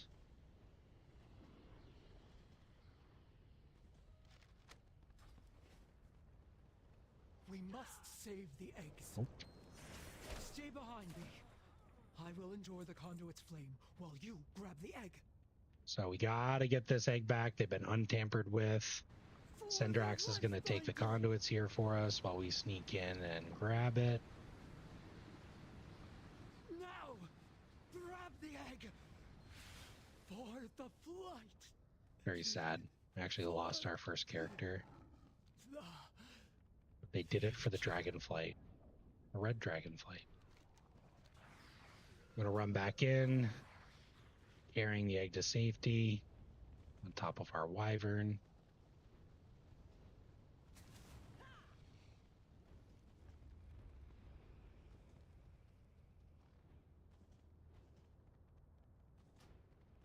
Just to make the downtime a little more tangible, I'm gonna turn on the in-game music. I'm gonna set that to loop.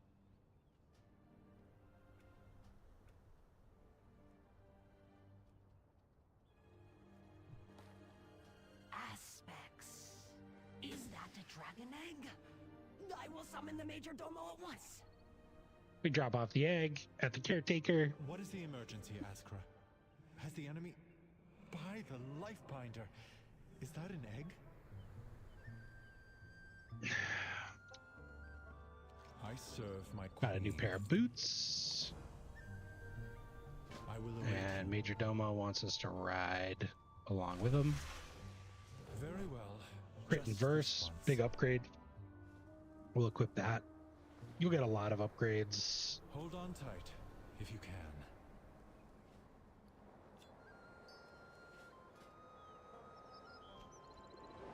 The tenders alerted me as soon as a caravan of eggs went missing. I don't know what changed, but Adrenaline Rush is now available to us. I wonder if it had a level requirement. Our flight has endured many blows over the years. We had just started to recover. You can see here another example of mastery. Your main hand attacks have a 30% chance to trigger an attack with your offhand that deals 73 physical damage. I don't think mastery, I think it depends on the spec, but mastery for Outlaw Rogue is not very good. Offhand damage, chance to trigger an additional attack, doesn't really synergize with a lot. So one of the things about Outlaw Rogue is it focuses pretty heavily on haste and versatility. Every class and spec, again, it's going to have different stat priorities. That's something that'll be discussed in the class guide on WoWHead. It'll highlight the basics there. What has happened to this egg? The energies that surround it are... This is dire. If the egg can be saved, it will be here, within the sacred waters of the life pools. Once the young of dragonkind filled this vibrant place. And the ruby oathstone, the very symbol of our calling, cast its bright glow high into the air for all to see. now it lies dormant, as do all the Oathstones. I suspect they fell quiet when we relinquished our aspectral power.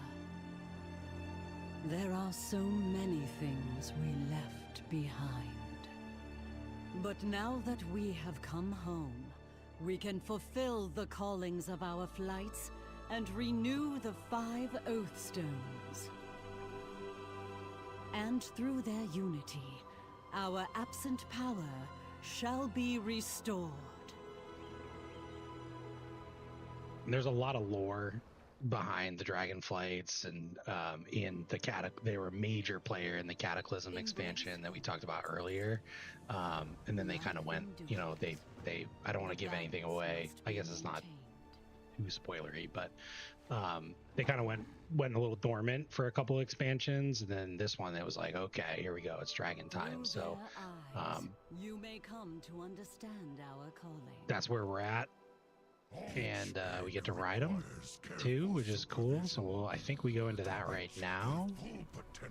That Major Domo flew us up to meet Alexstrasza in the Ruby Life Pools. So the front zone, the Waking Shores, is really about both the red and black dragonflights. We'll get into the black dragonflight in a little bit. And then each of the zones kind of has its own theme. So the Onaran Plains, Emerald Dream, green dragons, the Azure Span, blue dragons, and then Thaldraszus is gold time dragons. So you kind of get to experience a little bit of the lore of each of them, and the quests do a pretty good job of like differentiating between like local lore will be like in the side quests to learn a little bit more about maybe like a family or a specific group or a specific person. Whereas like the main story quest will be the overarching campaign as it relates to the expansion, and you'll be talking about grander stories that really talk about Azeroth. So the Ruby Life Pools are focused on This should be second nature to them. growing the eggs. So you can see here we just went around to kind of like check on the different egg pools basically for each of the different flights. So yeah, that's a little bit of the basics for the Ruby Life Pools. And then the head egg tenders. So we're talking about doing a little quest for helping training some whelps. And just checking, making sure we didn't get anything new or need to do anything. We did get some gloves. We got to hook up those. And we'll go down to this Ruby Whelp. This is another style of quest. Sometimes they'll have you like jump in what's classified as like a vehicle. You'll get these little abilities, and you'll try and interact with different things. So like this ability just shoots a little fireball, and we want to try and hit these guys to complete the quest. Not the most intuitive, but you can see the quest objectives here. You hop in the Ruby Whelp. You want to kill 1 Restless Gust, which we did. You want to kill these bugs, and then 12 agitated weedlings. And you can hit fireball. You can increase your movement speed. And you can call insects of the Ruby Life trying to attack enemies in front of the whelpling. So we're just hitting it with fireball.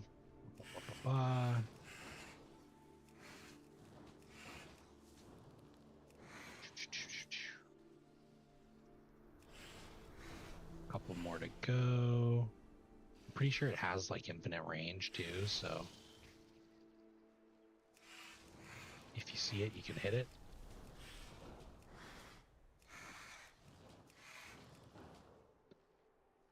The big focus from Blizzard right now is just like looking at ways to fix and improve some of like the UI elements. Like this is a really great example, in my opinion, of some of the issues with the game that they're like working to address and improve. Is like, we have these little health bars and names above the heads. They're called nameplates, and not much has really changed from the Blizzard perspective over the course of the expansion. And the community has relied on what are called add-ons. I talked about them a little bit in the beginning, and we'll dive into them further along. We just don't really need them right now. Add-ons are basically community-built tools and little bits of software that you can bring into the game. Very similar to, like, oops, I thought I could dragonfly and I can't. This is a good example of dying from fall damage. Just did that one straight out of habit, but a good example of what happens when you die. So we'll talk about that in a second too. Add-ons are out there to help improve the game, similar to mods for other games, but they're specific to like the information and UI elements. You can't mod the game itself. I don't actually know. It looks like there's an up arrow that says ferry, so I think we can go down. But when you die in World of Warcraft, in any version except for hardcore, you will release your spirit. You can, in a dungeon or a raid or in a party, you can get resurrected if your corpse is nearby and you have someone in your party that can bring you back to life. If not, you click release spirit and it brings you to the nearest graveyard where you turn into a ghost and you can go back to where your corpse is and just click resurrect now. So actually a surprisingly good new player tip. This is a unique place to die because it's in the bottom of a big pit and I can't fly yet, but they thought of that. So there's a little ferry that'll help bring you back up to the top.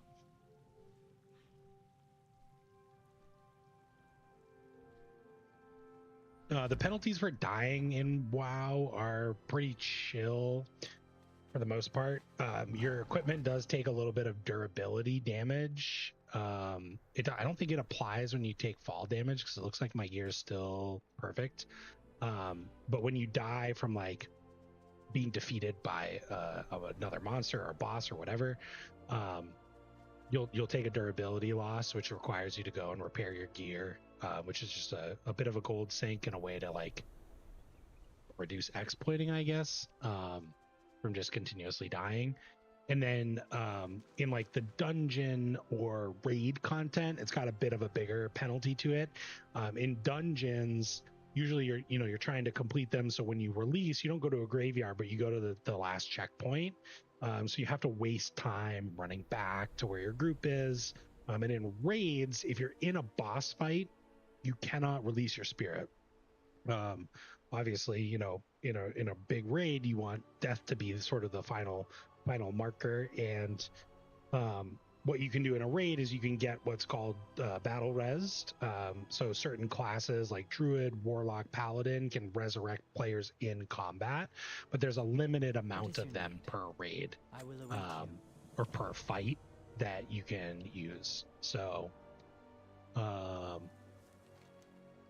looks like I missed part of the quest, so we're going to run over here and speak to Lord Anderstraz about Dragonriding, which is great because I need that to not die.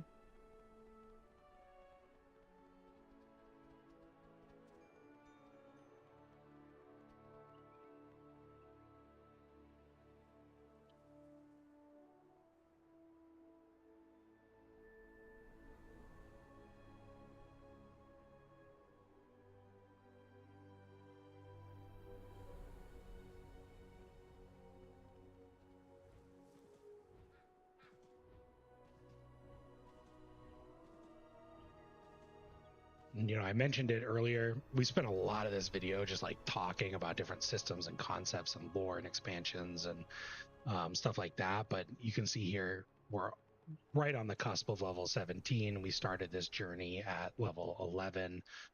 If you sit down and aren't yapping like I am and opening your character screen and editing your UI, leveling a character can be pretty quick if you just kind of stick to this. So Lord Andy is going to talk to us about Dragonriding. He's going to bring us over here and he's going to teach us the basics of it.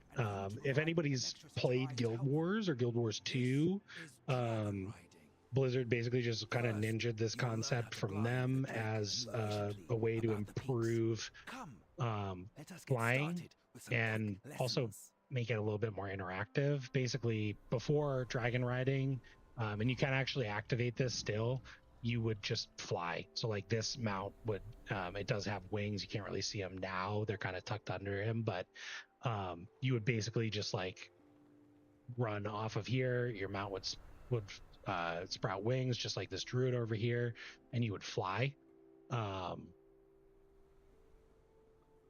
Dragon riding kind of changed that, so we're going to unlock it now. We also get our first Drake, so this is awesome, and we leveled up. Big day, huge day for us, great day. So the quest is to summon our dragon riding mount. You can open your mounts by clicking Shift P and toggling over to mounts, and we're just going to replace our wyvern with this Drake because I think he's a little bit more badass. And you can see the animation for the dragon riding mount a little bit different. They like fly in from behind you. And then down at the bottom, and we might move this, we'll open up edit mode. You actually get this this little UI element that has these gold globes in them. They're called Vigor, and they recharge over time. So basics of dragon riding is you glide pretty much everywhere you go. So they're teaching me now, hey, you can glide, and it doesn't spend any vigor. And he's going to teleport us back, and they're going to teach us about the different concepts of dragon riding. So we'll take the next quest. And it says dive, then glide through the rings and head into the area. So they want us to go down, as indicated by this arrow. He explains it. I'm going to explain it. As you go down, you can see you increase speed. And you can see that by the wind kind of like rushing by us. And you go faster. So dragon riding is all about like the momentum that you get. And when you're diving, your vigor will recharge over time. So dive through the rings, land in the target area. So it wants us to go down. See, we pick up speed. Rise up and over to a higher spot. Use your momentum to reach your destination. Use your momentum to reach your destination. Send us back.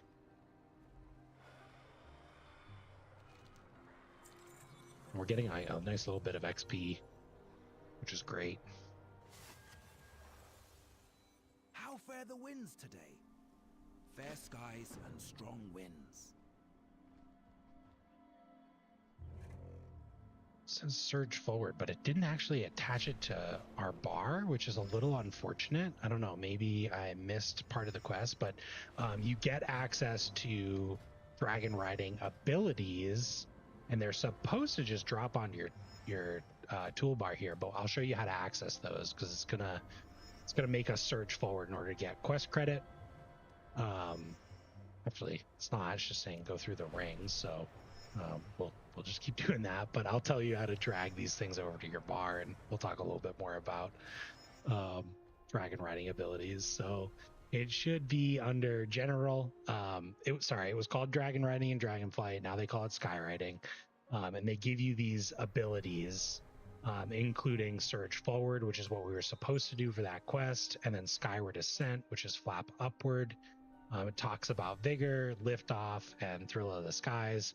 While skywriting at high speeds, you regenerate 1 vigor every 15 seconds. So I just dragged those two onto the bar. And I'll show you what Surge Forward does in this next one. But the other ability is Skyward Ascent, which is flap upward. You can also flap upward by double pressing the space bar. So 1 press is jump, 2 press is flap upward. It's the same ability. So if I clicked Skyward Ascent, it would do the same thing, 2 flaps upward. And then if I click Surge Forward, it looks like this. Just it kind of pushes you forward. It spends 1 of your vigor charges, and it allows you to surge forward. So I just use the space bar to flap upward. It's just logical in my opinion. Flapping upward does give you a little bit of a speed boost too, so like sometimes that might be more efficient for you. The last quest is to complete a race. So you want to talk to Solarmu to complete a race. If you don't want to do the race or you're not comfortable with dragon riding, you can talk to this dragon, which will help you fly, and it will do the race for you. So Come to the Skytop Observatory. dragon racing will come back in the form of like world quests, which we'll talk about later. But it's a fun little thing to just fly through the rings. They tend to be kind of like scenic. You know, you do want to do them quickly. There was some like rankings attributed to them, and when you do them as world quests and objectives, you can get them as you can get higher rewards for reaching a higher rank. This one's very simple, basically just showing you the concept of flying through the rings to reach a destination. Usually they're cyclical. They'll end up where you started. And you probably saw when we were flying through one of the rings, there was a little green orb. Collecting that restored 1 vigor, which allowed me to fly faster. And then the last part of this introduced the concept of dragon riding glyphs. Throughout Dragon Isles, there are little glyphs, and this person will tell me about them. And she'll tell me about the dragon riding skill track. So you basically, as you collect glyphs, you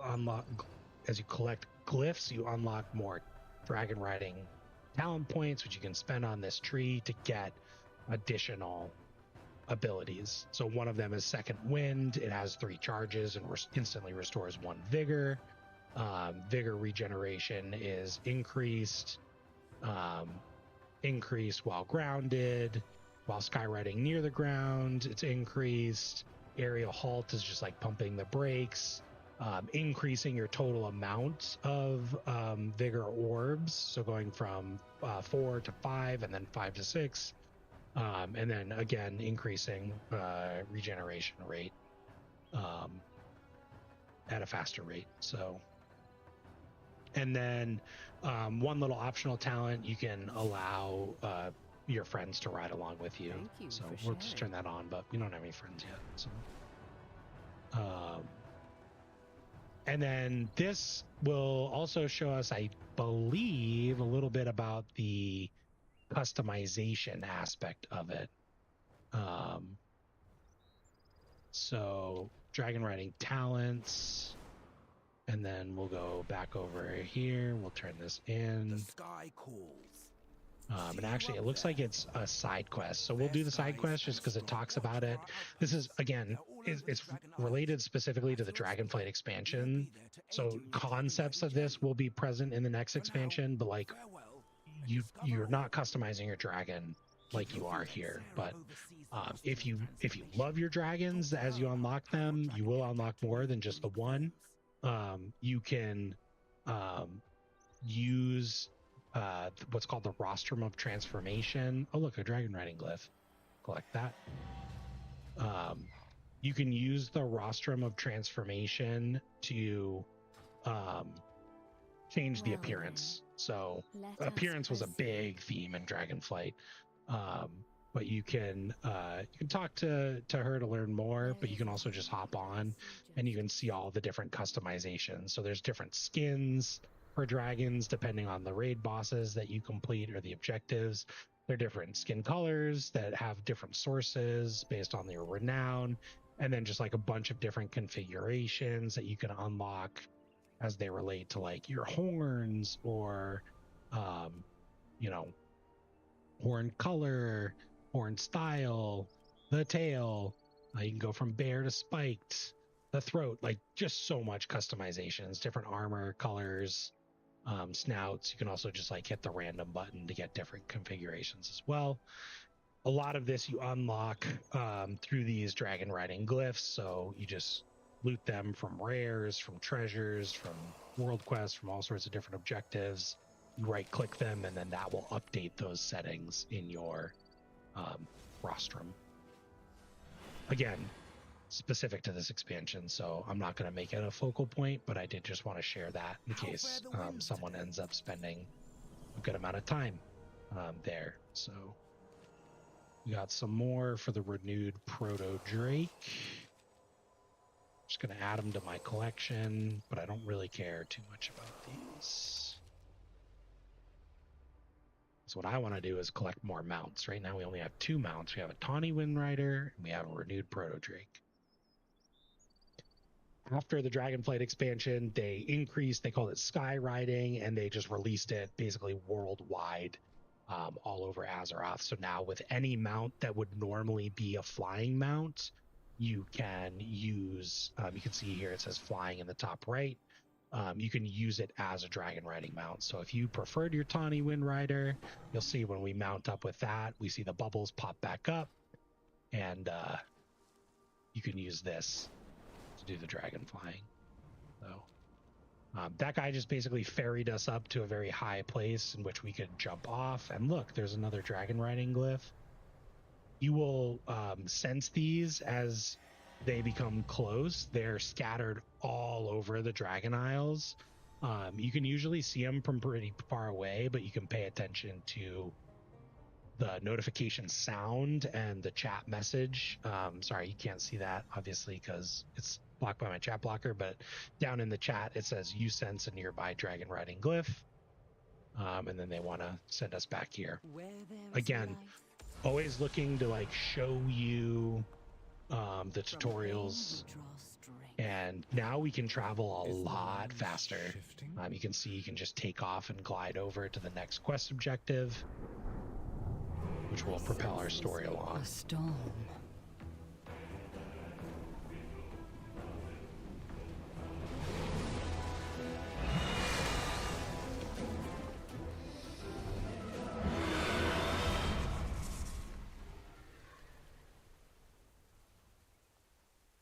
Major Domo, protect the eggs below while I distract Razagath. She will not harm. And that brief cutscene introduces us to kind of like one of our first villains for Dragonflight. One of the first will end up being a raid boss, Razagath. We'll talk about that a little bit more later, but we got a quest, and you can see a bonus objective to stop the Primalist assault. So what we're looking to do is destroy these enraged cliffs and kill stuff in the area. So one of the things about dragon riding is it replaces your main action bar when you're on the back of your dragon.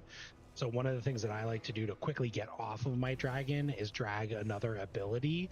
You could do that with some of your other abilities, but as soon as you push another ability like stealth, it's going to pull you off of your dragon riding mount. So I like to keep one of those there because you can dive down, swoop in, and just get into the fray that way. So we leveled up, so we got some new abilities. We got a new combo finisher, Between the Eyes. It's another gun ability for the Outlaw Rogue. So it's instead of Eviscerate, which you can cast any time with combo points to deal more damage, this one does have a 45-second cooldown, and likely does some more damage. So just building up some combo points. I accidentally eviscerated, but we're gonna pistol shot, our new ranged ability to get some to pull in a mob from far away. And this is also a ranged finisher, so it's got a 20-yard range, just like pistol shot, which means that if for some reason we can't be physically close to the enemy, we can still use our combo points to finish off the mob. So one of the other things that I really like to do is on my stealth bar, I like to keep some of the abilities there in case I ever need to kick a mob straight from stealth. Doesn't happen often, but some abilities you can use both in the open world and in stealth, like grappling hook. So say I need to get over to this guy, I can click on the grappling hook button and it's going to put a little reticle on the ground. And when I click my mouse again, I'm going to grapple over to that. So you can see why that one is really important, in my opinion, when you are leveling. So I just pressed my major cooldown there. Adrenaline Rush, you heard my character yell. And I did that because I ran out of energy and I really wanted to kill that big mob. So I pushed it to utilize it. You always want to try and get in the habit of pushing your cooldowns, obviously when they'll have the biggest impact, but they don't have any impact if you just leave them waiting for, you know, something to pop up. So it's always good to kind of use your cooldowns as close to cooldown as possible. You know, I don't want to be using adrenaline rush when I'm just like fighting these little shards, but when I'm fighting, you know, a bigger monster or something like that, it's always good to utilize those as much as you can. The other ability that we got, which I didn't add to the bar, was Vanish. And I mentioned Vanish earlier. And Vanish is a great skill for Rogue. It allows you to vanish from sight, entering stealth while in combat. For the first 3 seconds after vanishing, damage and harmful effects received will not break stealth, also breaks movement and pairing. So very, very good when you are leveling just like this, because sometimes you need to get out of combat, you're done with your objective, and you want to get on your mount so you can vanish and get rid of that. So this is another good example of like world damage. You know, I wanted to attack that mob, but I was in stealth, but because it was casting an AoE around it, it broke me out of stealth. So just some things to keep in mind if you're a rogue and you're stealthing. Basically, brief story here is like, you know, the Ruby Light Pools were under attack by the Primalists, so we're trying to defend them by killing these mobs. Being in here for so long actually rooted me, which is unfortunate. But the other big efficiency with, you know, leveling and killing things, especially in like bonus objectives, is like trying to, you know your limits, but trying to leverage your AoE abilities and your cooldowns as effectively as possible. So instead of just attacking one thing over and over and over, which you might have to do if it's a bigger enemy like this, trying to group together multiple small enemies by tagging them with quick abilities or running into them and attacking them can typically be a little bit more efficient. So we finished our quest. We see this big juicy selection of mobs here, so I want a Blade Flurry and I want to eviscerate, and they are hitting me pretty hard, so I might want to use my health potion, and I think they might kill me, but maybe not. I think we got them. You can see I got about 20% of the bar there just from completing that, and I'm going to channel this recuperate just to restore my health because it was so low before we go into the next group.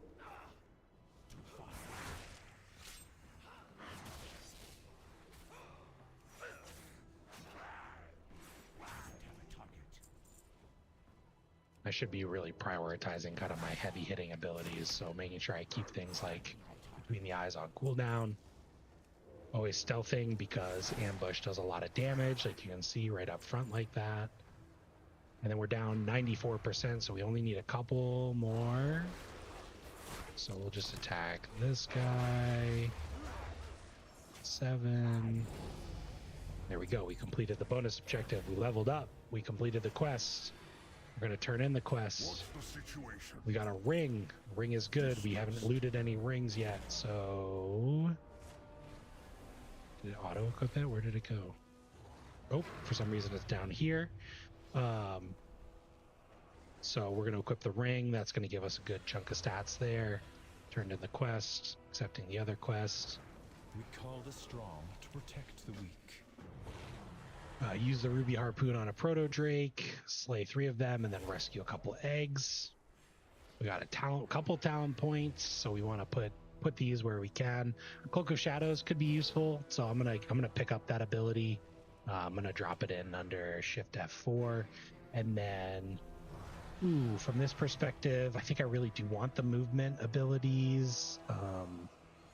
Restless Blades is a concept that we should talk about. It's a passive for the Outlaw Rogue, but this talent also reduces remaining cooldown on evasion and feint, which is good. Dodging an attack will trigger our mastery. Our mastery isn't very good, so I'm just going to get hit and run to get that 50% move speed increase. We also learn Cloak of Shadows. So this quest sending us in to this cave. Not all caves. This one's kind of got some open air. Not all caves require you to dismount. I am a little stunned because this indicator right here is an elite. Elites are outlined by that little dragon, and they're usually a little bit tougher. This quest does have us killing 3 of these. There are some quests like this one that will come with a quest item and they'll say, hey, go kill an elite. Usually the quest item will have an effect that reduces the impact of that elite. So in this case, like these proto dragons, normally if we just shot them would kind of rock our world, but because we're throwing this spear, it's going to hit them with this debuff that says damage taken increased by 300%. Damage dealt reduced by 40%. Oh, we got blinded. A couple of cool things with this one. We have some elites to kill. There's also a rare in this zone that we saw while coming in. This little stone bear guy. I'm going to use my adrenaline rush. I want to kill this quick, and then I want to try and kill this guy because he might have something good for us. At the very least, he'll have a reputation. I want to kick abilities as they cast them.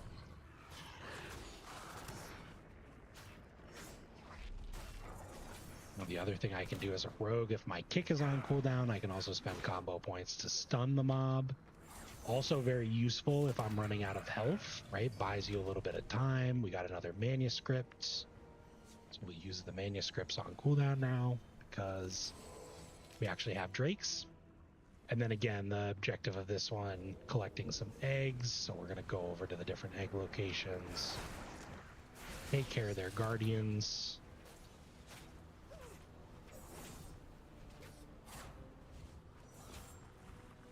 Big difference from the last video, you know, we started off and we were just like putzing along with Sinister Strike and it's going very slow, but now we've got a couple different abilities. We've got some stats. Our adrenaline, or our haste, is increasing our energy recharge rate. So we're plugging along. We got different options. We also have what are called procs now. So with Outlaw,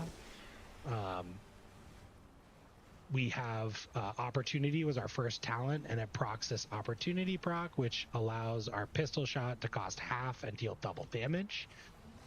Procs are basically sort of like random occurrences that will give you a bonus. So here, you know, our pistol shot proc, so it cost half the energy, which made it more efficient to cast, and it dealt more damage. So we're just continuing along with the quest. It was an AoE pill, so we popped our Blade Flurry. We need to go get that one last egg, which seems to be tucked way over here. I just jumped off the Drake and I hit stealth.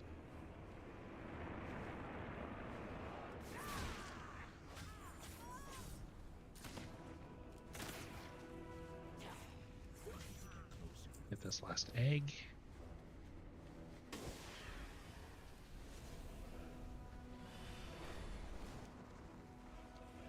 We were meant to be the guardians. Again, it does like to push you forward, so I'm going to turn these in here.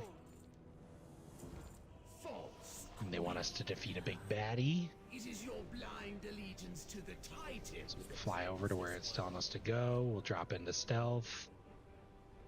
And we're going to use all our stuff here, so we're going to open with ambush. We're going to spend our energy. We're going to use Adrenaline Rush. It's going to increase our energy regeneration rate. We're going to use Between the Eyes at 5 combo points. We're going to use our procs for Pistol Shot. We're going to try and build up. Seems like we're taking some damage because I didn't use the quest item, which was a bad move on my part. Always look at your quest item, and we ended up doing enough damage to trigger a cutscene. Enough! We need not fight another war. There is still time to see reason. Time is precisely what you stole from me.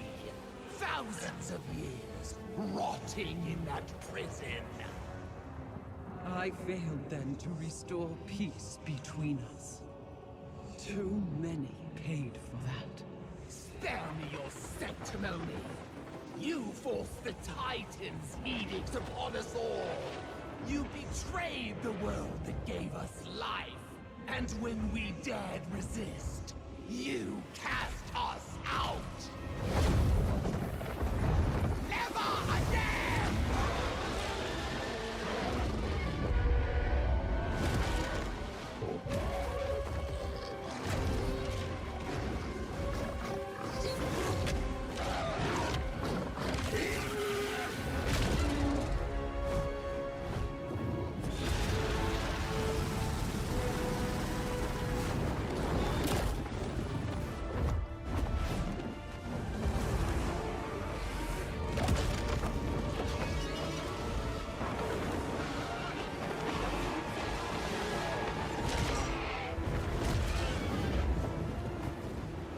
Your false reign must end!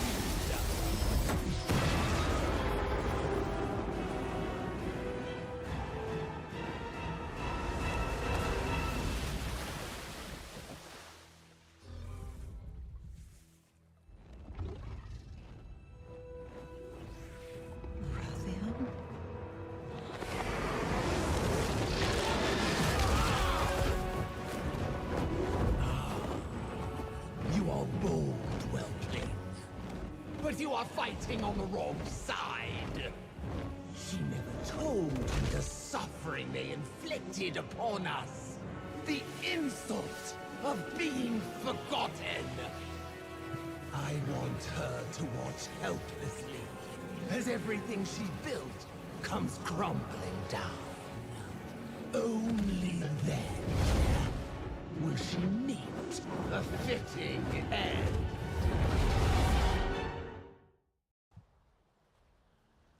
Oh boy. One of WoW's greatest strengths, an agreed upon opinion of the community, typically is their cutscenes. Their storytelling tends to be controversial for the Omega nerds, but I always think their cutscenes are pretty good. Even that one brought back some fond memories of playing through Dragonflight. And fighting dragons and fighting with dragons. But Quest takes us out of that cave, brings us over to this wild hatchery. We got a piece of shoulder armor I will call for aid. with more secondary stats, which is I will be great. fine, Solistra. The eggs? Rescued. Safe. None remain. So the assault on the ruby life pools, obviously Rathian, an impact because the eggs are so you important have to my them. gratitude. Your aid was unexpected, but appreciated. It was an honor to stand with you, my queen. I trust your flight will now assist us in claiming the Obsidian Citadel from the Jaredin. Of course we will, after we see to the safety of the eggs. Surely they are secure now that Razagath has been driven away. Oh, you do not know her as I do, young one. She is an unpredictable foe. For now, we must remain at the life pools and safeguard our future. Our future? Or yours? The Obsidian Citadel was built to defend all of the Dragon Isles. You cannot abandon the legacy of my flight to the hands of our enemies. I would have expected you to care more for the protection of helpless eggs, Rathian. Stay then, Tend to what matters most to your flight, and I will save what matters most to mine.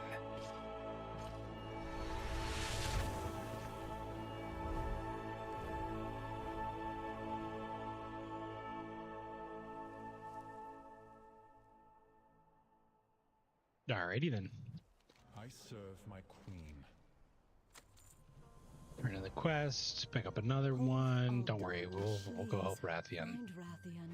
He will need your aid if we are to remain. Alex Drazel will take care of the eggs, and we'll go help fight the Jarden.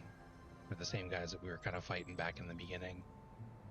So fly up, fly down. I have gathered the Black Talon, and we are preparing to take back the Obsidian Citadel. All right, let me in. Your presence on this mission is most welcome. The Drakthir are formidable soldiers. The Obsidian Citadel may hold secrets of my people's past. I would not miss a chance to reclaim it. We'll accept the new quests. You'll learn more about the origin of the Drakthir. That'll kind of give you a little bit of lore and history. There is much to be done. I don't think we're going to watch it in its full. This might be one of the first cutscenes that I skip, but it tells you kind of the history of the dragon flights and Nostormu. Have led me through all these moments in time. Talks about the evoker class and the race, the Drakthir race. But for time's sake, we'll kind of skip through this one. What we'll probably do is wrap up today around level 20. We'll try and at least do these in, you know, the 10 block increments at the very least. Hopefully, once we get through sort of the things that require clarification, it'll get a little bit more repetitive, like it is now. You know, we accept the quests, we look around, we prioritize where we want to go. This is another kind of version of some of the quests where instead of fighting enemies, we'll be gathering some information. Looks like we got a flight path over here. We'll pick that one up. This is a good example of what it looks like when you have multiple flight paths. But in this quest, we're gathering information, and then we are testing combat skills. So we're challenging people to duels, and just training them up. Just a different take on the same old kill this. So with quests like this where you're fighting allies and like training them and sparring, they'll just go to a certain health percentage and then they'll be marked as complete. You can see there's a whole bunch of them over here with the yellow See you later. radius around them underneath. And you can usually talk to a couple at the same time, so that's kind of what I'm doing here. Because I want to be as quick. I wasn't actually expecting him to attack me also because I didn't talk to him, but I'm going to drink my Crimson Vial, drink a potion. I can also hit evasion, which is going to increase my dodge rate. Didn't really need it up until this point, but seems like we're still in combat here. Not sure why. Watch your back.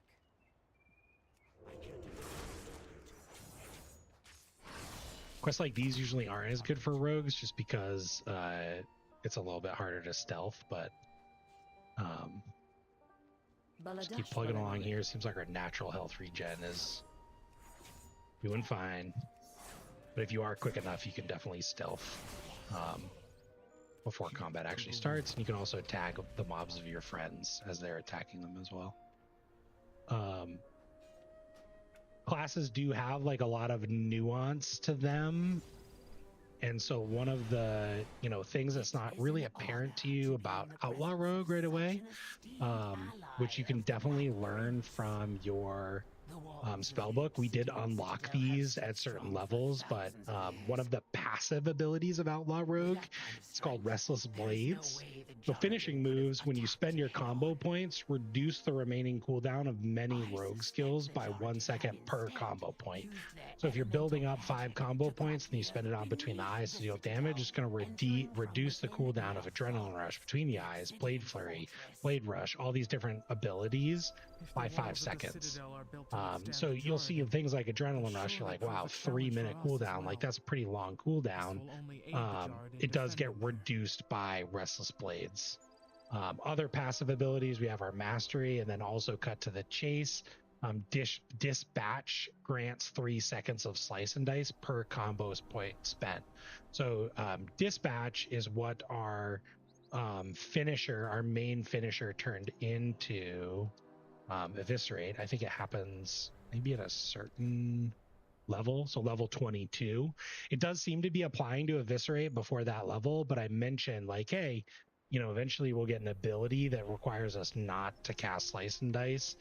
That is this passive. So like as you're leveling up, read the abilities that you unlock for sure to make sure that you understand them. We also got a new ability called Roll the Bones. This is like one of the big thematic parts of Outlaw Rogue. And it's also, we'll probably start our video next time with a conversation about, a deeper conversation about add-ons, particularly one add-on called Weak Auras, which really allows you to track a bunch of different things that are going on in the game and really customize the game to your liking. They are working, you know, I mentioned how Blizzard was working to make the game a little bit more user-friendly so that it didn't require these add-ons. They're doing that by baking these into the game at a base level. So Weak Auras might not always be as prevalent. They're trying to work towards a status in the game, a state of the game where you don't need them in things like dungeons and raids. But for things like Roll the Bones, they're really, really helpful because they can help translate some of the data that you need in real time. So an example of this, you know, we'll click Roll the Bones. The ability, 45-second cooldown, costs 25 energy. Speak your mind. And roll the dice of fate, providing a random combat enhancement for 30 seconds. And you are rolling dice, so you can actually end up getting more than one buff. You can get 5 buffs, and each of the buffs do different things. So I rolled the bones, and I got buried treasure for 30 seconds. My energy regeneration is increased by 5 per second. So my energy comes back at a faster rate. And that's relatively simple, right? Like, it's just sort of a passive increase, but when you start getting multiple buffs, or you start doing this every 45 seconds and you want to know which one's good, which one do I want to keep, which one do I want to get rid of, or which ones do I want to overwrite, that's where it gets a little bit more complicated and where Weak Auras come into play. So Weak Auras are another controversial topic. World of Warcraft seems to have many of them. Basically our quests here are pretty simple. We want to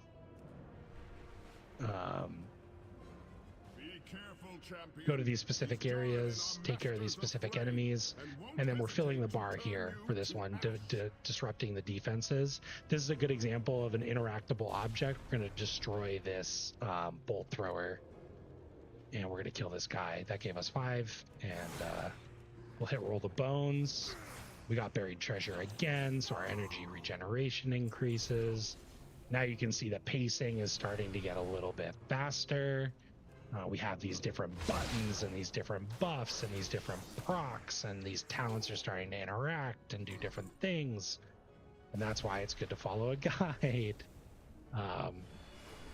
Looks like this guy wasn't up there when we were there the first time, but he just respawned. So we're going to stealth and ambush and between the eyes and roll the bones. We got a different one, Grand Melee, just damage increase 5%, Blade Flurry deals 10% additional damage to nearby enemies.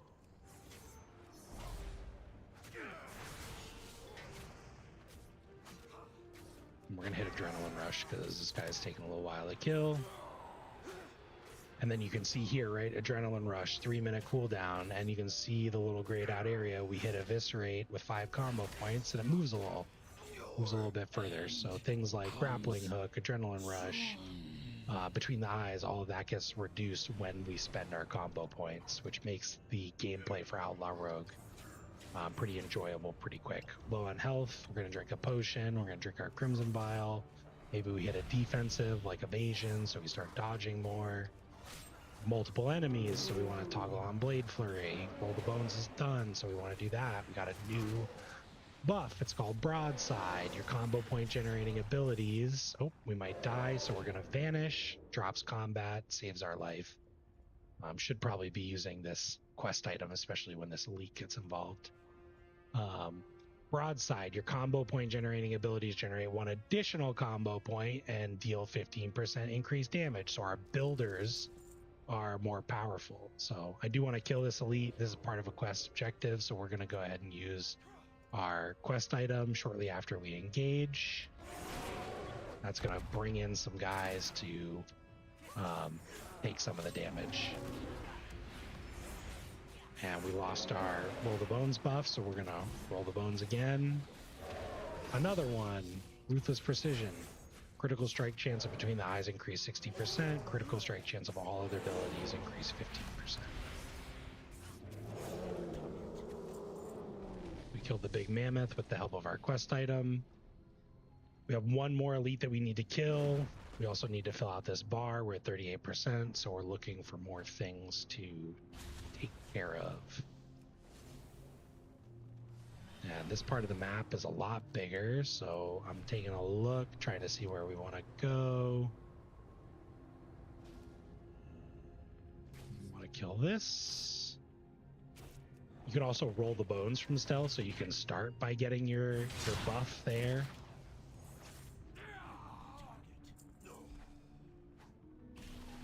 Killing and destroying.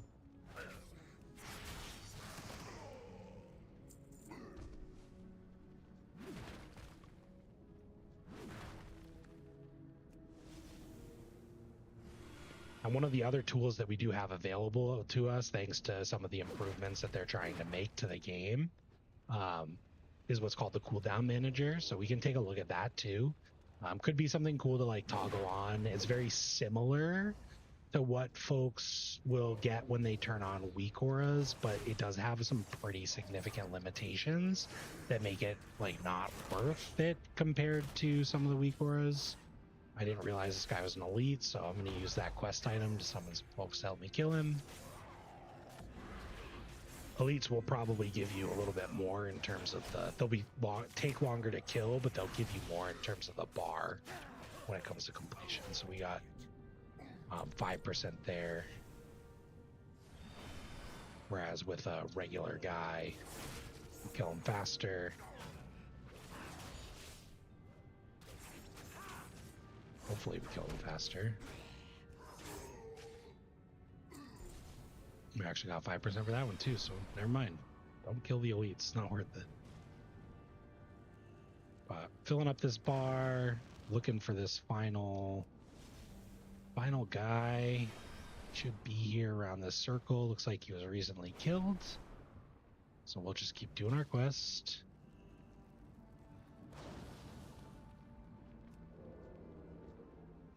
Stealth over.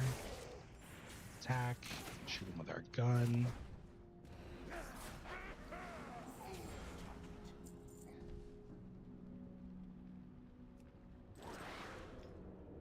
Roll the bones.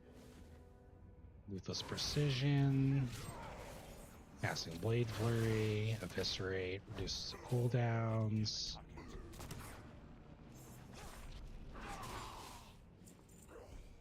I know I've got some talent points I should probably be spending, so we'll take a look at that once we hit level 20. Got this guy. We'll bring in the quest item. Looks like he's got a little friend, this Lava Fury, so we're gonna activate Blade Flurry. Gonna roll the bones. Got a new one, Skull and Crossbones. Sinister Strike has a 25 as an additional 25% chance to strike twice. Taking a little bit of damage here.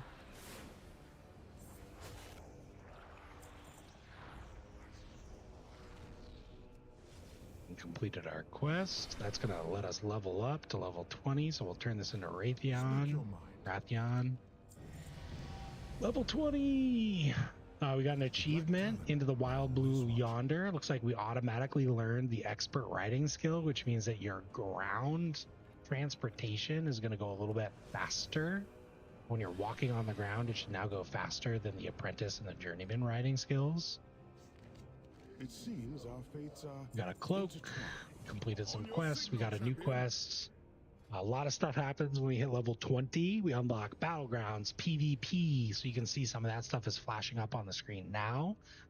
When we go into our talent tree, we can actually activate PvP talents now. More of those will unlock at level 30 and level 40, but if player versus player combat is your thing, this is something you're going to want to pay attention to. It's not my thing, so I won't really be diving into those. We also unlocked the steady flight feature, which allows us to change our flying styles. I'm not exactly how to do that because I always just use Skyriding. But it looks like in your spell book, you can click on switch flying style. It also looks like we just unlocked a bunch of our talents. So it looks like they might have just come. They just come automatically as you level up. Oh, that's so interesting. Okay. So this is great. We got a new ability which will allow us to recharge our vigor, and then we can also switch flying styles. So I'll just show you an example. Switching flying styles now, when I click on my mount, instead of being shown the Skyriding abilities, it'll just be a regular flying mount like it used to be if someone's played Wrath of the Lich King or Burning Crusade. You push the space bar, you fly up, but you can tell it goes a lot slower. So Dragonriding is not your thing. This is kind of your alternative option that's available. I would recommend just kind of getting accustomed to Skyriding if you can. I'm not ready to begin the assault because I do want to kind of stop here because we did hit level 20. I will try and allocate some more talent points pretty quickly. So I just pulled up the guide over here. They do recommend that you unlock Float Like a Butterfly. I don't necessarily think that that's the most critical, reducing the cooldown of evasion and feint. I have used them a couple times. So maybe it's pretty good, but the cooldown of grappling hook and retraction speed seems pretty important to me for getting around. So I'm going to pick that one. And then on the rogue class tree, their pathing suggests picking up evasion and then going through Cloak of Shadows and then getting improved sprint. I went through the cheat death route instead. They recommend picking up things like Blackjack. Enemies have 30% reduced damage and healing for 6 seconds after blind or sap. Again, things are dying pretty quickly. Thrill Seeking is a good one, so we are going to pick this one up. It gives Grappling Hook 1 additional charge.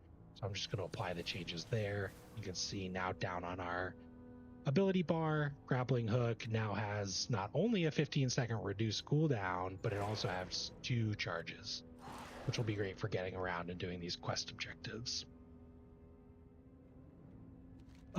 One other final sort of sign off for today, an important little tip is about rested XP. So I mentioned when we're logged out, you gain rested XP, which will help improve your leveling experience, because I want to accelerate that during my next play session.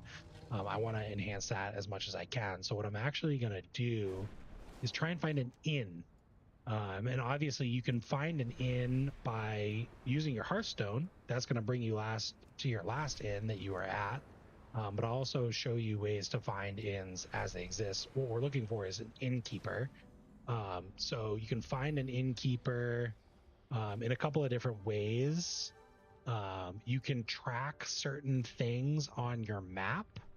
And I thought innkeeper was one of them, so I'm actually pretty surprised to not see it here. But you can track mailboxes, and yeah, there they are, right? There's the little Hearthstone icon, so it must just be one that you can never turn off. But on your mini map, you want to look for the little Hearthstone icon, and that's going to indicate that there's an inn. You'll also see in your chat bar, you should be able to feel rested. And then one thing that's going to change is when you'll know you're in a rested area when you click the log out button. If you click the logout button to go back to your character screen and it happens instantly, that means that you're in a rested area. And then what that's going to do is it's going to increase the rate at which you gain rested XP. So the next time you log in, you'll have more.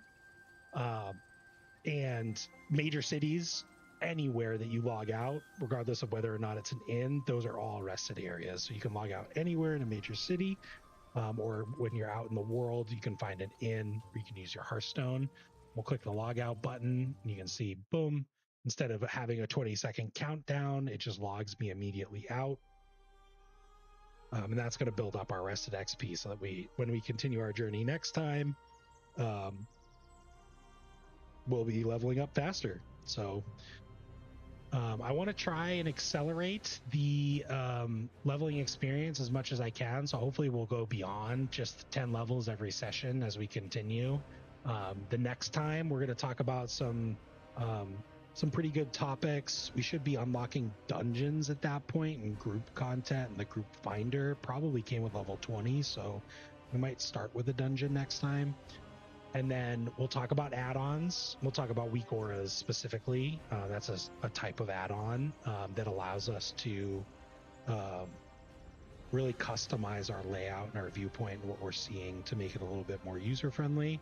And we'll also take a look at the cooldown manager as an alternative to that for folks that don't really want to install weak auras and get into a bunch of configuration and things. So thanks again for watching episode 2 of the new player guide to retail World of Warcraft. My name's Yogurt. If you're enjoying the videos, I know I've gotten, I think, one new viewer. If you're enjoying the videos, definitely hit subscribe on YouTube. That way you'll get notified when a new one comes out. And then once we compile a fair few of these, we'll have that full leveling journey all the way to 70 outlined. And we'll start working on the War Within and going to 80. So that'll be a great place to jump in if you purchased a boost. If you're still playing with just the base subscription, this is as far as we've gotten, but we'll get to the end and we'll show you what it looks like to take those